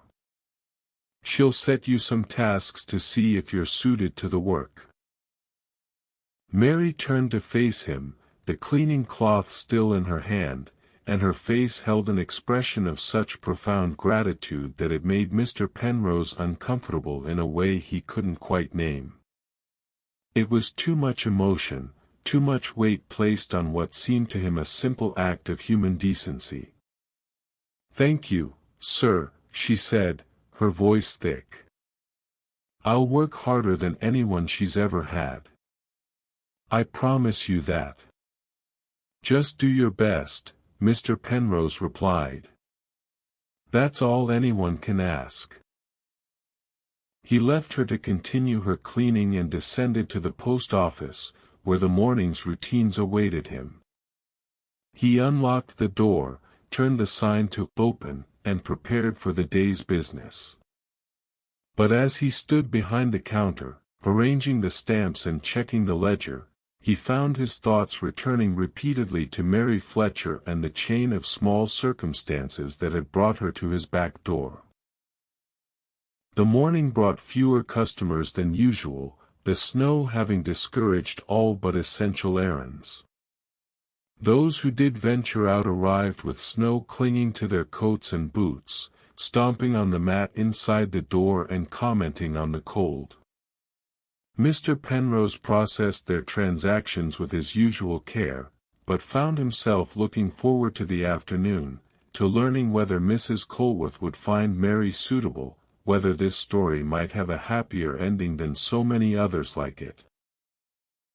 Around midday, when the post office was empty and quiet, he heard footsteps on the stairs and looked up to see Mary descending. She had cleaned herself as best she could, he noticed, her hair neatly combed and her face scrubbed, though her dress remained the same threadbare garment and her overlarge boots still flapped slightly as she walked. "I've finished upstairs, sir," she reported. "The windows are clean, and I tidied the sitting room and the kitchen. I hope I haven't overstepped." "Not at all," Mr. Penrose assured her. "Thank you for your help. Is there anything I might do down here? I don't like to sit idle." Mr. Penrose looked around the post office, considering. "The pigeonholes could be dusted," he said finally. "It's a task I tend to neglect, and the dust accumulates. If you'd like to help with that, I can show you how to be careful not to disturb the mail inside." He fetched a soft cloth and demonstrated how to dust around the letters without removing or disarranging them. Mary watched carefully, then set to work with the same diligence she had shown upstairs. She was thorough but gentle, taking care not to rush, and Mr. Penrose found himself appreciating her conscientiousness. The afternoon passed in this way, Mary working quietly on her task while Mr. Penrose attended to the occasional customer. Around 4 o'clock, when the light outside was already beginning to fail and the lamps needed to be lit against the gathering dusk, Mary finished dusting the last of the pigeonholes and set down her cloth. "All done, sir," she said. "They look much better now." Mr. Penrose surveyed her work and found it satisfactory, the brass labels on each compartment gleaming where before they had been dull with dust. "Excellent work, Mary." "Thank you. Should I go to Mrs. Colworth now?" she asked, nervousness creeping into her voice for the first time that day. "Let me close the post office first," Mr. Penrose said. "Then I'll walk you to her door." He performed the closing routine with Mary watching, curious about the various tasks involved. She asked questions about the stamps, the pigeonholes, the ledger, and he found himself explaining the workings of the post office in more detail than he had ever done for anyone. There was something in her genuine interest, her careful attention to his explanations, that made the explaining pleasurable rather than tedious. When everything was secure and the lamps extinguished, they climbed the stairs together. At Mrs. Colworth's door, Mr. Penrose knocked and waited, Mary standing slightly behind him, her hands clasped nervously before her. Mrs. Colworth opened the door and looked Mary up and down with the assessing eye of someone accustomed to evaluating fabric and fit. What she saw seemed to satisfy her initial inspection, because she nodded and stepped aside. "Come in, child," she said. "Mr. Penrose has spoken well of your willingness to work. We'll see if your hands can match your intentions." Mary glanced back at Mr. Penrose, who gave her an encouraging nod, then stepped inside Mrs. Colworth's apartment. The door closed behind her, and Mr. Penrose was left standing in the hallway, suddenly aware of how quiet it was, how the building seemed to hold its breath around this small moment that might prove significant in Mary Fletcher's life. He returned to his own apartment and tried to occupy himself with his evening routines, but found his attention wandering. He prepared his dinner mechanically, ate without tasting, and sat with his book without reading. Through the wall, he could hear the murmur of voices, Mrs. Colworth's steady tone interspersed with Mary's quieter responses, but he could not make out words. An hour passed, then another. Mr. Penrose fed the fire, lit the lamp, and finally managed to focus on his book, losing himself in its familiar narrative. He had just reached the end of a chapter when he heard a knock at his door. He opened it to find Mrs. Colworth standing there alone, her expression neutral in a way that gave nothing away. "How did she do?" Mr. Penrose asked, unable to keep the concern from his voice. Mrs. Colworth's neutral expression broke into a small smile. "She has good hands, Mr. Penrose. Steady and careful. I set her to hemming, simple straight stitches, and while her work is not expert, it shows promise. More importantly, she's patient and willing to accept correction.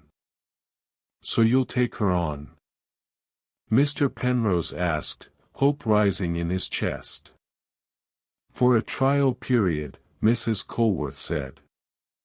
2 weeks. I'll teach her basic techniques and see how she progresses.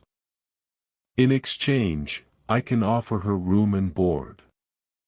There's a small space at the back of my apartment, not much bigger than a closet really, but it will serve as a bedroom. And she'll take her meals with me.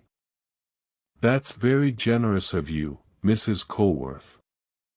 It's practical, she replied, but her tone was warm. I need the help, and she needs the work.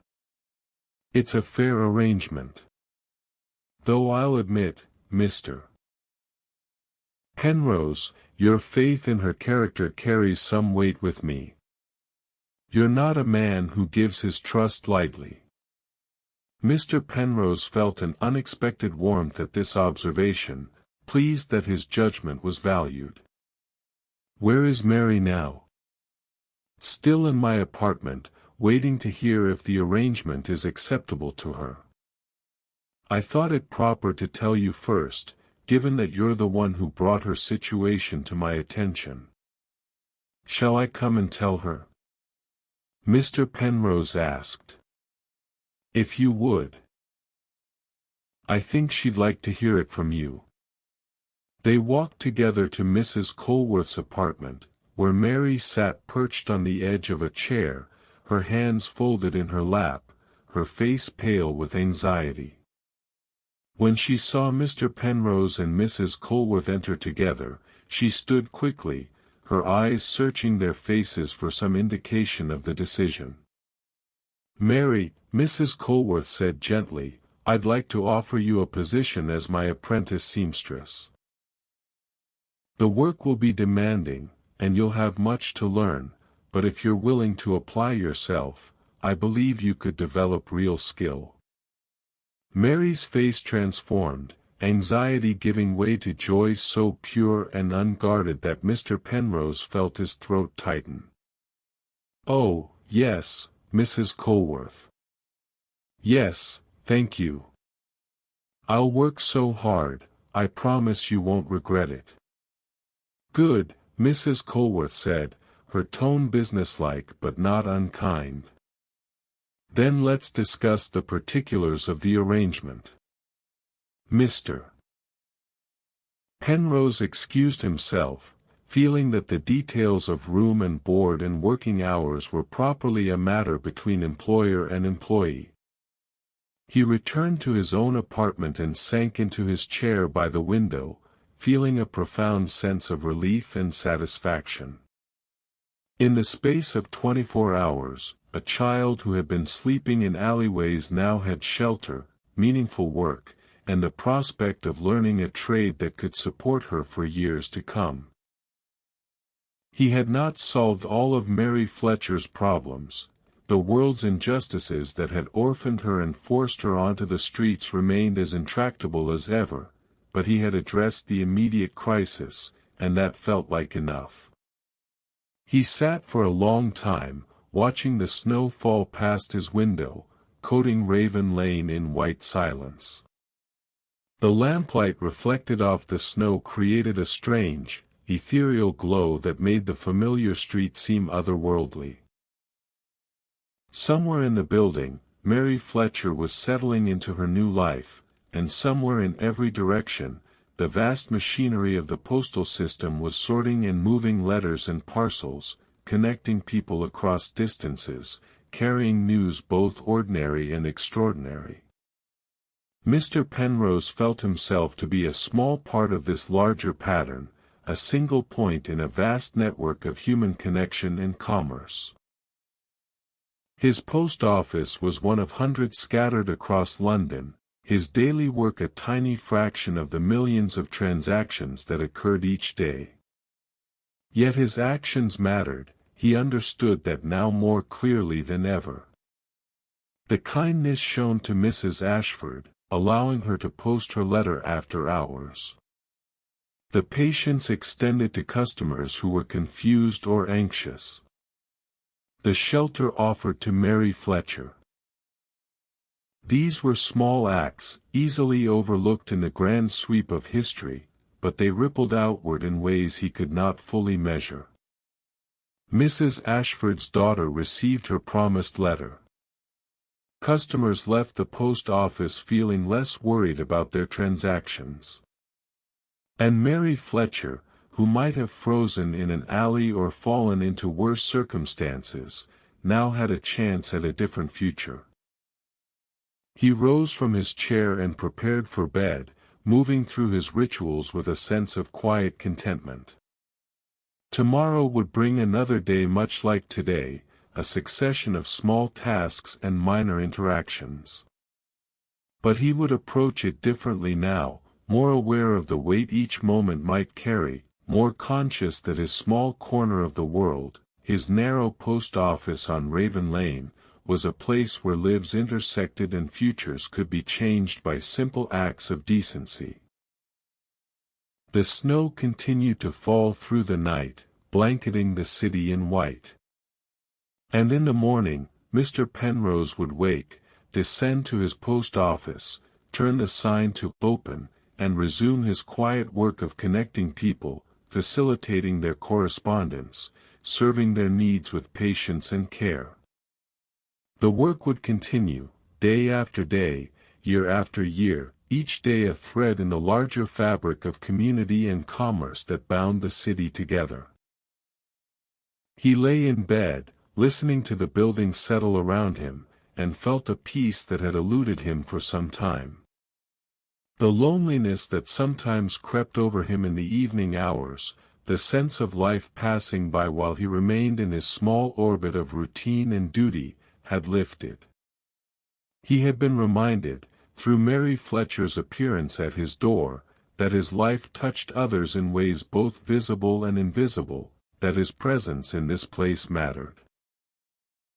Sleep came gently, and with it, dreams of letters traveling across great distances, of messages delivered and received, of connections made and maintained across the miles that separated people.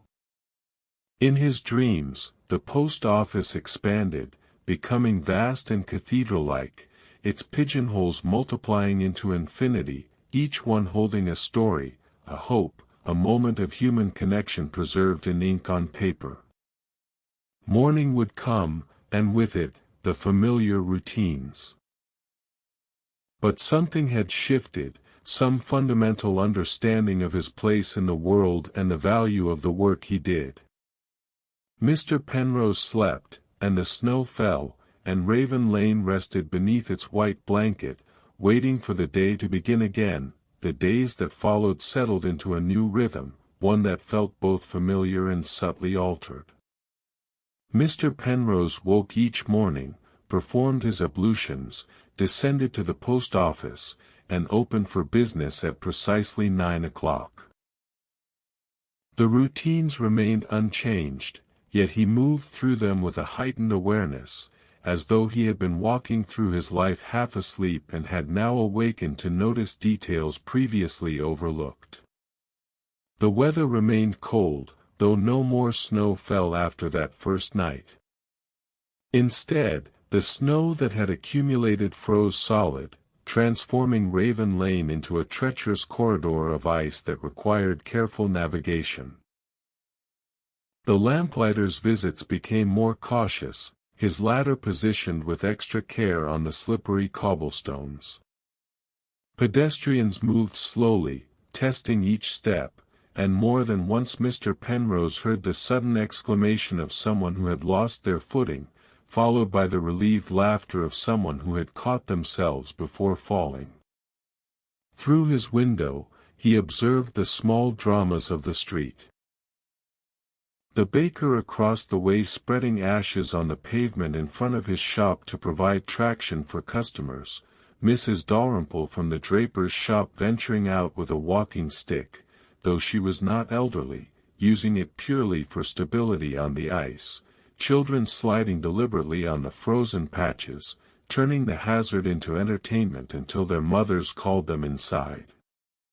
Inside the post office, business continued its steady pace. Letters arrived and were sorted into pigeonholes. Parcels were weighed and stamped and sent on their journeys.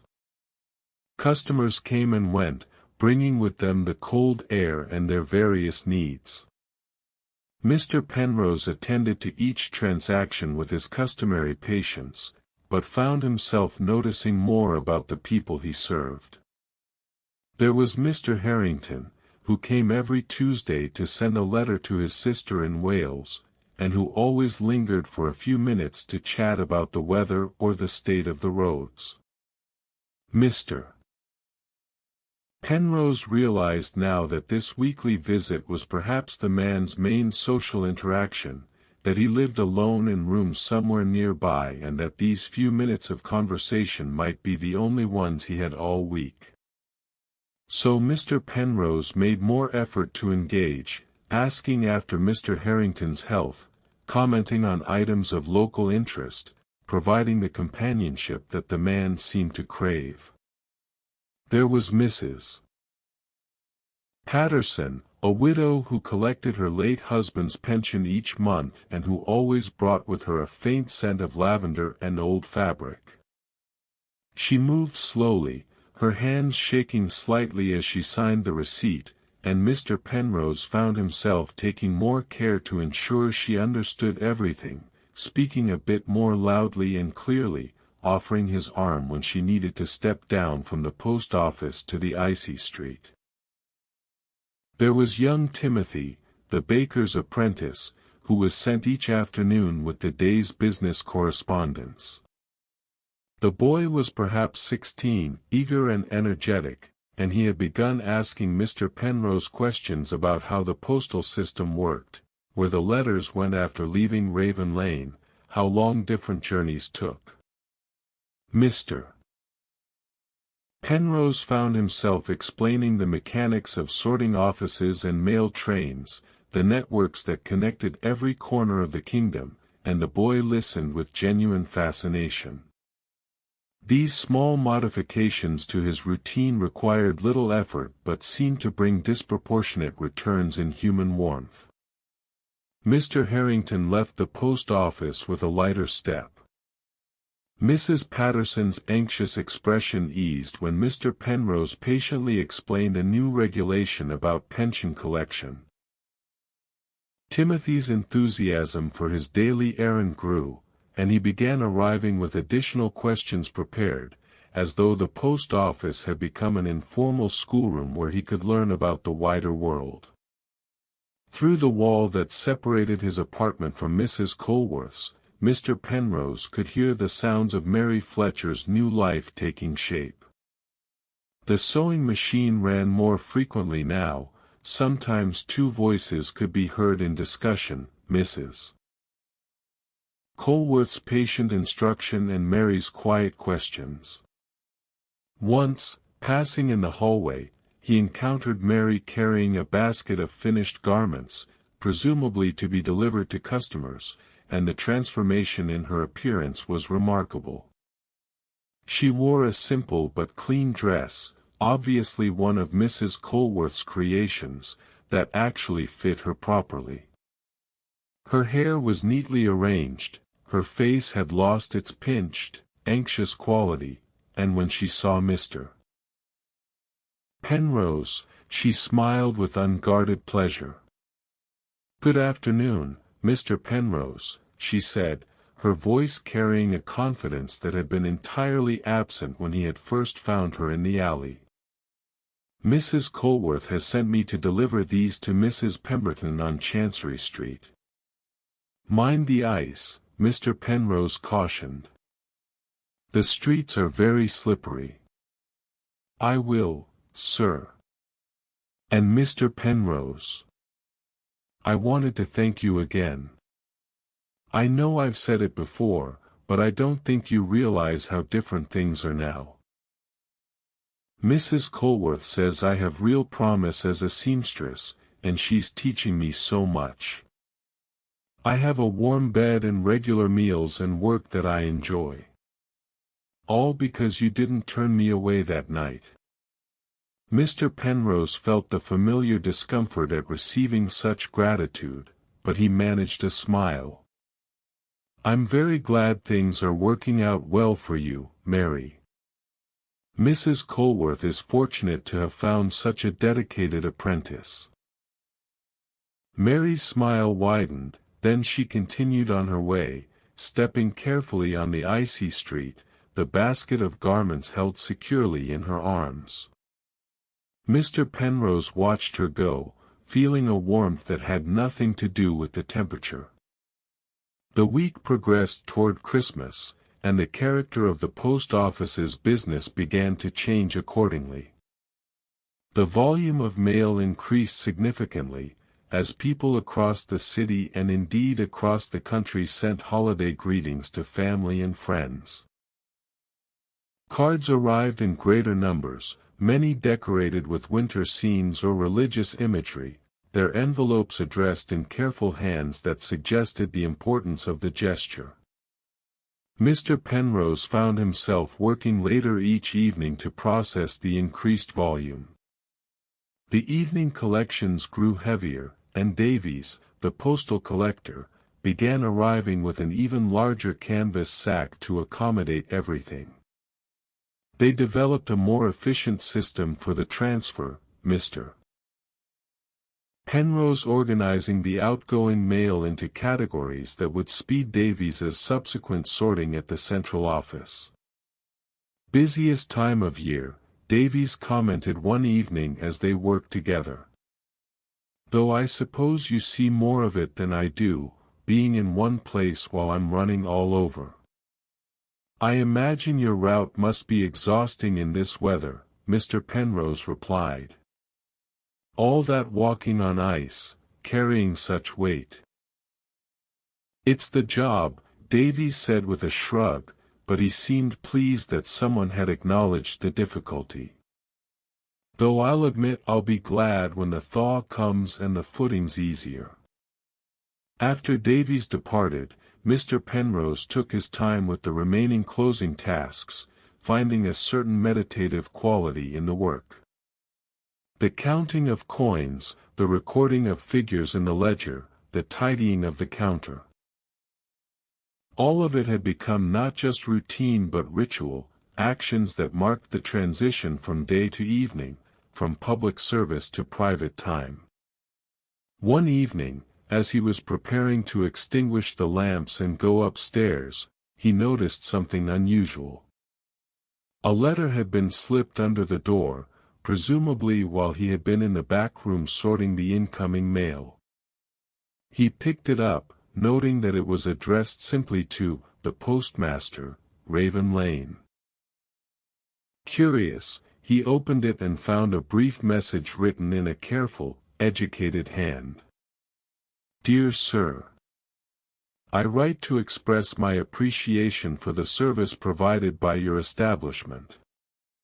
In these modern times, when so much emphasis is placed on efficiency and profit, it is refreshing to encounter an institution where courtesy and patience are still valued. Your assistance to my elderly mother, who has some difficulty understanding the various postal regulations, has been most kind. She speaks often of your willingness to explain matters clearly and without condescension. Please accept this small token as a gesture of gratitude for your dedication to serving our community. Yours respectfully, J. Patterson." Enclosed with the letter was a coin, a half-crown, more than any single transaction in the post office would cost. Mr. Penrose stood holding the letter and the coin, unexpectedly moved. Mrs. Patterson, the widow who came monthly for her pension, had a son or daughter who had noticed his small kindnesses and thought them worth acknowledging. He placed the coin in the till, intending to use it for making change rather than keeping it as a personal gift, but he folded the letter carefully and slipped it into his waistcoat pocket. Later, upstairs in his apartment, he would read it again, and eventually, He would place it in a drawer where he kept a few other items of personal significance, a photograph of his parents, long deceased, the program from a concert he had attended years ago with Catherine, the young woman from the draper's shop, a pressed flower of unknown origin that had been left in a book he purchased secondhand. These were the small artifacts of a quiet life, items that marked moments of connection or beauty or significance. The letter from J. Patterson would join them, a reminder that his work was noticed and valued, that the care he brought to his daily tasks mattered to someone beyond himself. Christmas Eve arrived, falling on a Friday that year. The post office would close at noon rather than the usual 5:30, a concession to the holiday that Mr. Penrose both appreciated and found slightly disorienting. The altered schedule meant his routines would be disrupted, his evenings stretching longer than usual, empty hours to fill somehow. The morning was busy, a last rush of customers wanting to send final greetings or collect parcels before the holiday. Mr. Penrose moved through the transactions with his usual care, though at a slightly brisker pace to accommodate the increased volume. By 11:30, the rush had subsided, and only a few stragglers remained. At 5 minutes before noon, the last customer departed, and Mr. Penrose was left alone in the quiet post office. He moved to the door, turned the sign to "closed," and locked it. The street outside was unusually quiet, most people having already retreated to their homes to begin their holiday celebrations. The shops along Raven Lane were shuttered, the lamplighter having already completed his early rounds in anticipation of the holiday. Mr. Penrose completed his closing routine in the empty, silent post office, counting the abbreviated day's receipts, recording the final transactions in the ledger, organizing everything for the resumption of business on the day after Christmas. When everything was secure, he stood for a moment in the dim lamplight, looking around at the familiar space. 23 years he had worked here, 23 cycles of seasons and holidays and ordinary days. The post office had been the center of his adult life, the place where he spent most of his waking hours, the context in which he understood himself and his purpose. Standing there in the Christmas Eve silence, he felt the weight of those years, not as a burden but as a kind of anchor, something solid and real in a world that often seemed ephemeral and uncertain. He extinguished the lamps, climbed the stairs to his apartment, and let himself in. The sitting room was warm, the fire he had laid that morning still burning steadily. He removed his coat and waistcoat, hung them carefully on their hooks, and stood for a moment uncertain of how to occupy the unexpected freedom of the afternoon. A knock at his door resolved the question. He opened it to find Mrs. Colworth standing there, with Mary Fletcher slightly behind her. Both women were dressed in their outdoor clothes, and Mrs. Colworth held a covered basket. "Mr. Penrose," Mrs. Colworth said, "Mary and I are attending Christmas Eve service at St. Bartholomew's, and we wondered if you might like to join us.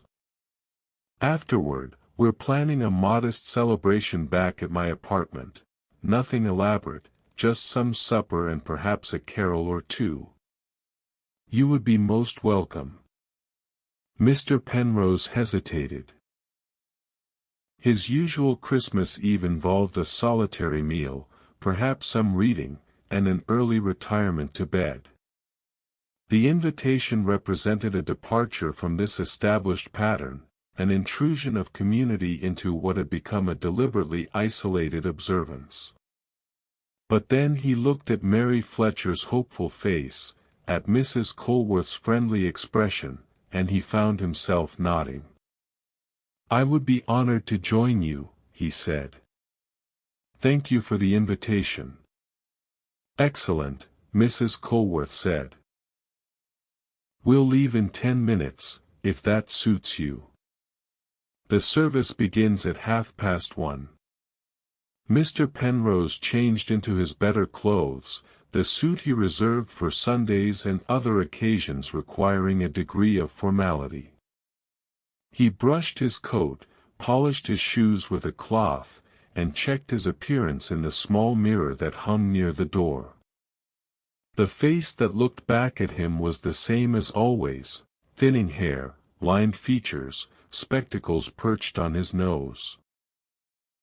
But there was something different in the expression, a softness perhaps, or an openness that had not been there before. They walked together to St. Bartholomew's, a parish church 3 streets away, their breath visible in the cold air, their footsteps careful on the icy pavement. Other parishioners were converging on the church from various directions, families mostly, but also solitary figures like Mr. Penrose, people for whom the church service provided structure and community on this significant day. The church's interior was dim despite the afternoon hour, the winter light filtering weakly through the stained glass windows.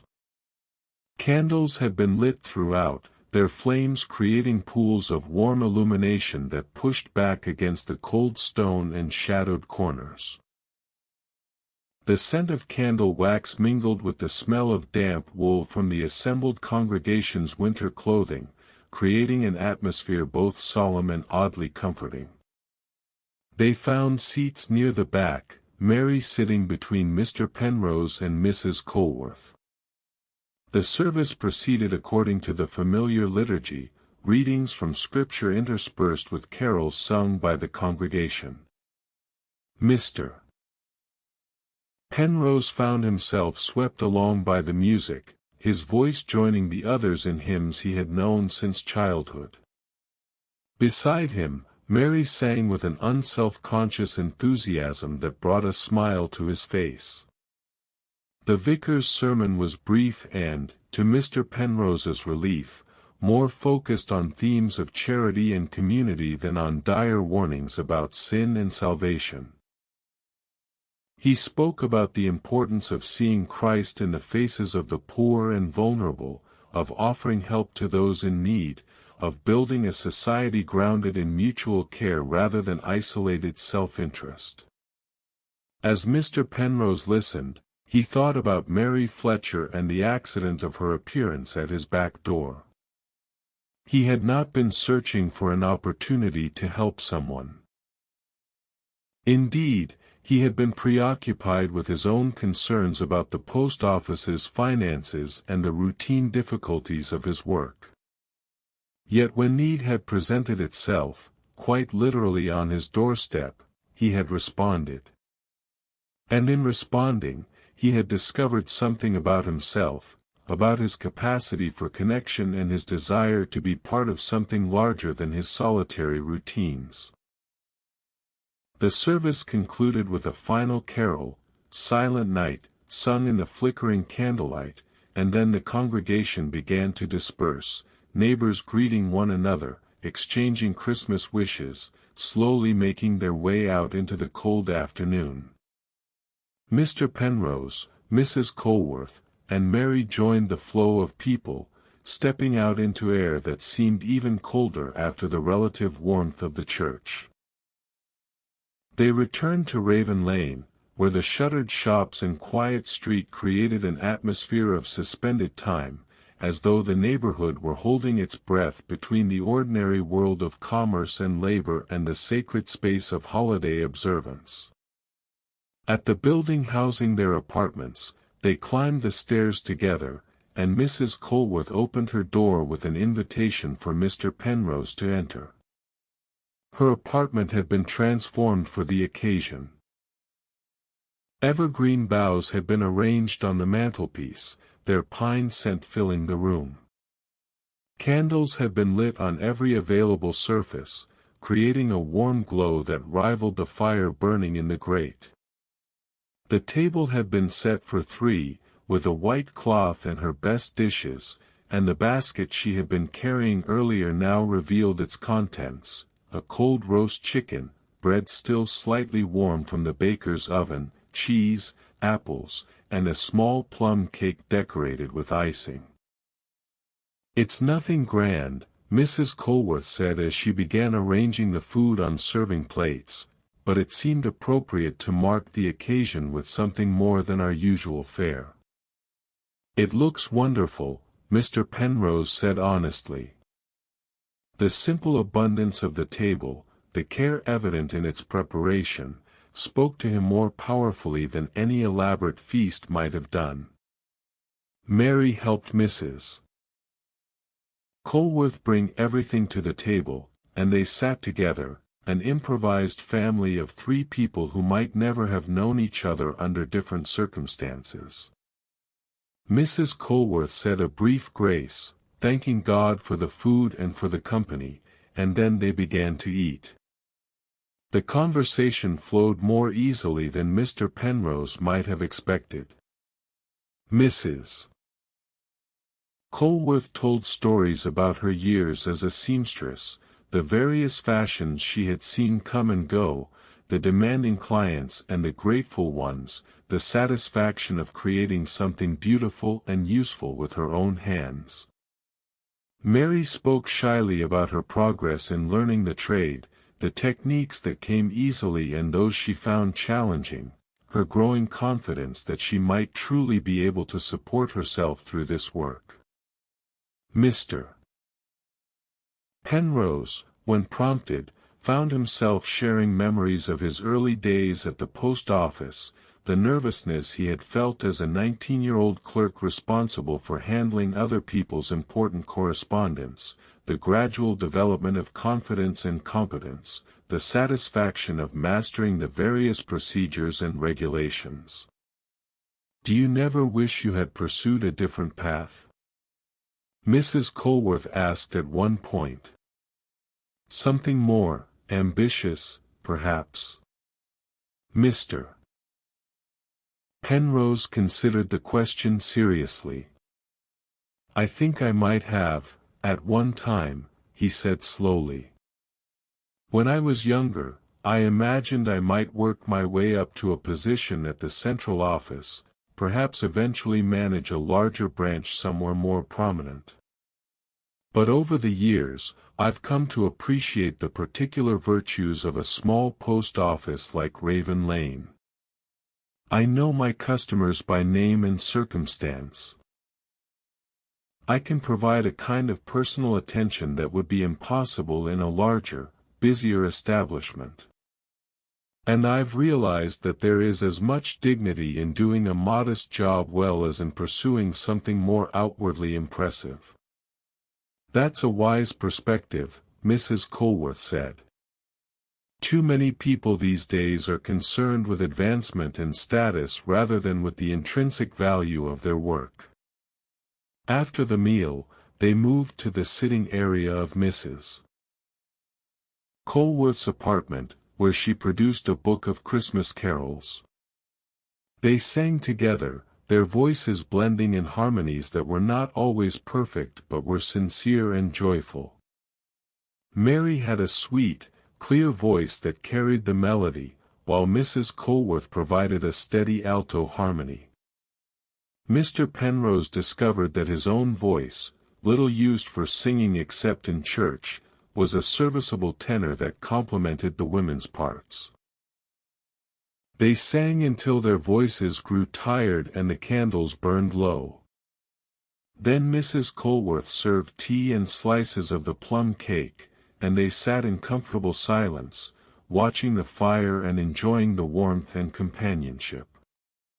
As the evening deepened toward night, Mr. Penrose felt a contentment that was both unfamiliar and deeply welcome. For so many years, he had spent Christmas Eve alone, telling himself that he preferred it that way, that solitude was a choice rather than a circumstance. But now, sitting in this warm room with these 2 women who had become, in their different ways, important to him, he recognized that loneliness had been a kind of protective shell, a way of insulating himself against disappointment or rejection. Mary Fletcher's arrival had cracked that shell, forcing him to extend himself beyond his comfortable routines, and in doing so had opened him to connections he had not known he was missing. Mrs. Colworth, whom he had lived beside for years with only the most cursory interactions, was revealed as someone whose company he genuinely enjoyed. And Mary herself, transformed from a desperate child in an alley to a young woman with prospects and purpose, reminded him that individual actions, however small, could have profound consequences. Around 9:30, Mr. Penrose indicated that he should probably retire, that he had imposed on Mrs. Colworth's hospitality long enough. But she waved away his concerns. "It's been a pleasure having company for the holiday," she said warmly. "Mary and I would have had a pleasant enough evening together, but your presence has made it something special." "For me as well," Mr. Penrose said. "Thank you for including me in your celebration." He wished them both a good night and a happy Christmas, accepted their reciprocal wishes, and let himself out into the hallway. His own apartment was just next door, but the few steps felt like a transition between worlds, from the warm sociability of Mrs. Colworth's home to the familiar solitude of his own. Inside, he prepared for bed in a contemplative mood. The fire had burned low in his absence, and he added coal to rebuild it before retiring, wanting the warmth to last through the night. As he lay in bed, waiting for sleep, he reflected on the unexpected turns his life had taken in recent weeks. A month ago, his existence had been entirely predictable, governed by routines that varied only slightly from day to day. He had been content, or so he had told himself, with the modest scope of his life and the quiet satisfaction of his work. But now, having experienced a broader connection to the people around him, having allowed himself to be drawn into their lives and concerns, he could not imagine returning to that previous isolation. Tomorrow would be Christmas Day, and the post office would be closed. He would attend morning service at St. Bartholomew's, and afterward, Mrs. Colworth had invited him to return for Christmas dinner. The day after, the post office would reopen, and he would resume his customary duties. But the quality of that work would be different now, informed by a deeper understanding of its significance in the lives of his customers and in the larger fabric of the community. He thought of the letter from J. Patterson, still folded carefully in his waistcoat pocket. He thought of Mr. Harrington and his weekly visits, of young Timothy and his eager questions, of Mrs. Patterson and her shaking hands. Each person who entered the post office brought with them their particular needs and circumstances, and he, Mr. Penrose, had the privilege and responsibility of attending to those needs with care and patience. It was not grand work. It would never make him famous or wealthy or particularly noteworthy in the eyes of the world. But it was work that mattered, that touched lives, that contributed in small but meaningful ways to the functioning of society. And that, he now understood, was enough. It was more than enough. Sleep came gradually, carrying with it fragments of the day, the candle at church, the carols sung in harmony, the warmth of shared food and conversation. And beneath it all, a sense of peace, of having found his proper place in the world, of being exactly where he was meant to be. Christmas morning arrived with a clarity that had been absent for days. The sky was a pale blue, cloudless, and the sun struck the snow-covered rooftops of Raven Lane with a brilliance that made Mr. Penrose squint when he opened his curtains. The street below was silent and empty, everyone still abed or gathered in their homes around breakfast tables. He dressed with care, choosing his Sunday suit once again, and descended to the street where Mrs. Colworth and Mary were already waiting, both women looking festive in their winter best. They walked together to St. Bartholomew's for the Christmas morning service, joining a larger congregation than had been present the previous afternoon. The church was filled with families, children fidgeting in their pews, parents attempting to maintain order while also participating in the celebration. The service was longer and more elaborate than the previous days, with additional readings and a full choir leading the hymns. The vicar, in his Christmas homily, spoke of light coming into darkness, of hope being offered to the hopeless, of the radical message of the Nativity that God chose to enter the world not in power and majesty but in vulnerability and poverty. Mr. Penrose found his attention caught by this last point. Mary Fletcher had come to him in a position of extreme vulnerability, and in responding to her need, he had been given a gift he had not known he required, the gift of connection, of purpose beyond mere routine, of understanding that his life mattered not just for his own sake but for the ways it intersected with and affected others. After the service, they returned once more to Raven Lane, where Mrs. Colworth had prepared a Christmas dinner that, while modest by the standards of wealthier households, was abundant compared to their usual fare. There was a goose, small but perfectly roasted, with potatoes and winter vegetables. There was gravy rich and savory, bread with butter, and for dessert, a custard tart that Mary had helped prepare the previous day. They ate slowly, savoring both the food and the companionship. Mrs. Colworth told stories of Christmases past, some joyful and some tinged with sadness, memories of her late husband and the celebrations they had shared before his death. Mary listened with rapt attention, and Mr. Penrose found himself sharing memories as well, reaching back to his childhood and the Christmases he had known before his parents passed, before he had found himself alone in the world with only his work to anchor him. After dinner, they sat by the fire, too full to move much, and talked in a desultory way about matters both significant and trivial. At one point, Mrs. Colworth excused herself and returned with 3 small packages wrapped in brown paper and tied with ribbon. "I took the liberty of preparing small gifts," she said, slightly embarrassed. "Nothing extravagant, just tokens to mark the occasion." She handed one package to Mary and one to Mr. Penrose. Mary opened hers first, revealing a pair of scissors in a leather case, the kind seamstresses used, of good quality and clearly chosen with care. Her face lit with pleasure. "For your work," Mrs. Colworth explained. "Every seamstress needs her own proper tools." Mary clutched the scissors to her chest, overcome. "Thank you, Mrs. Colworth. I'll treasure these."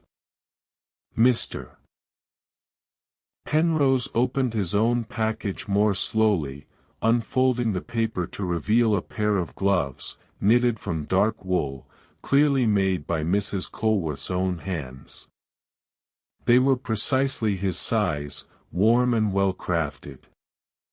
"I noticed your old gloves were rather worn," Mrs. Colworth said. "And I thought these might be useful for your walks to and from the post office in this cold weather." "They're perfect," Mr. Penrose said, genuinely touched. "Thank you, Mrs. Colworth.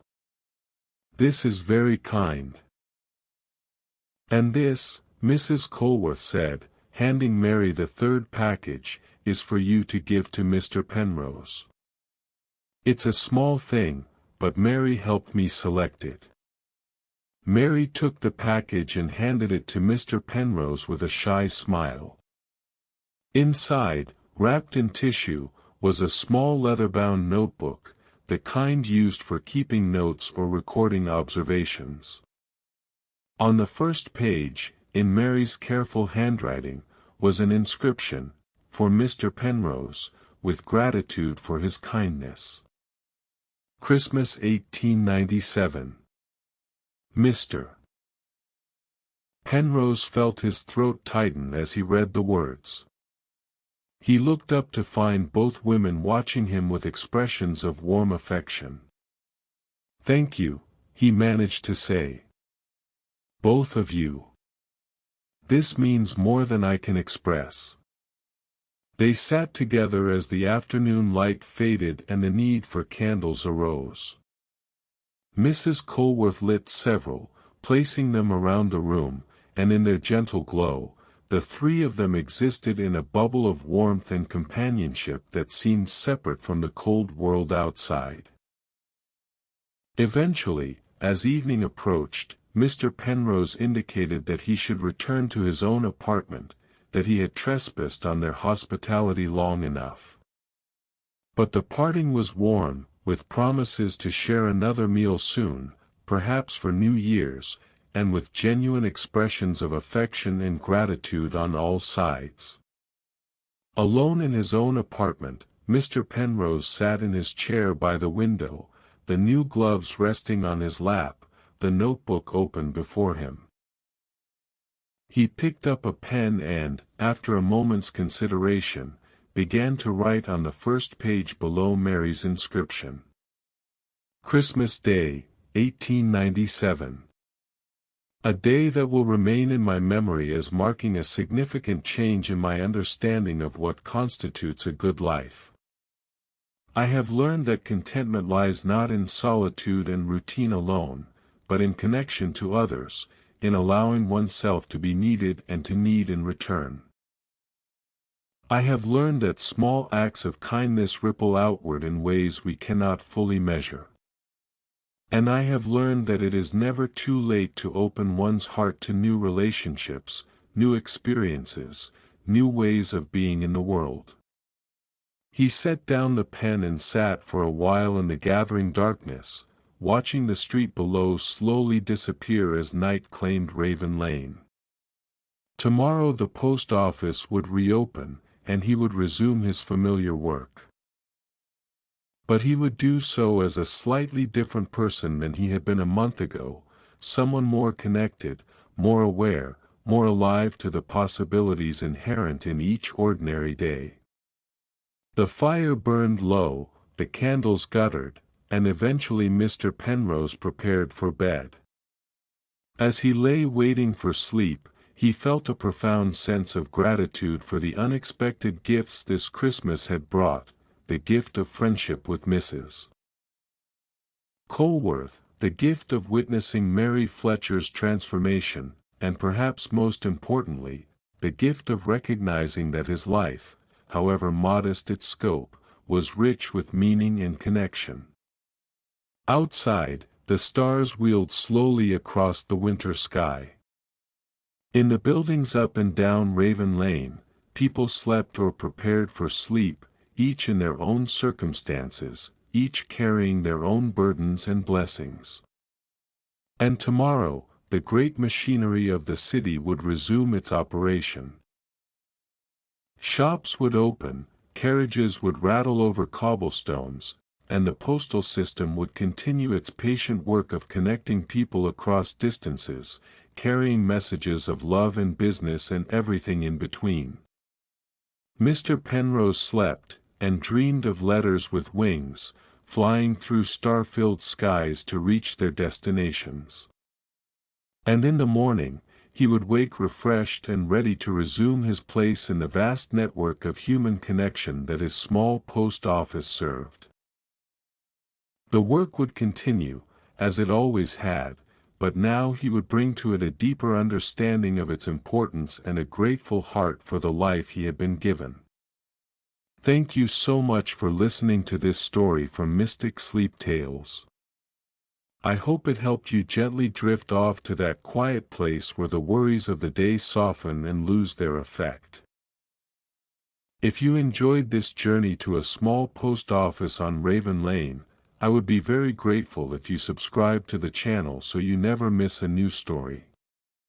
And if you'd like to share where you listened to it tonight, or what you think about Mr. Penrose and his quiet transformation, please leave a comment below. Your presence here, in this little internet corner where we come together for kindness and rest, means far more than you can imagine. Rest in peace, dear listener.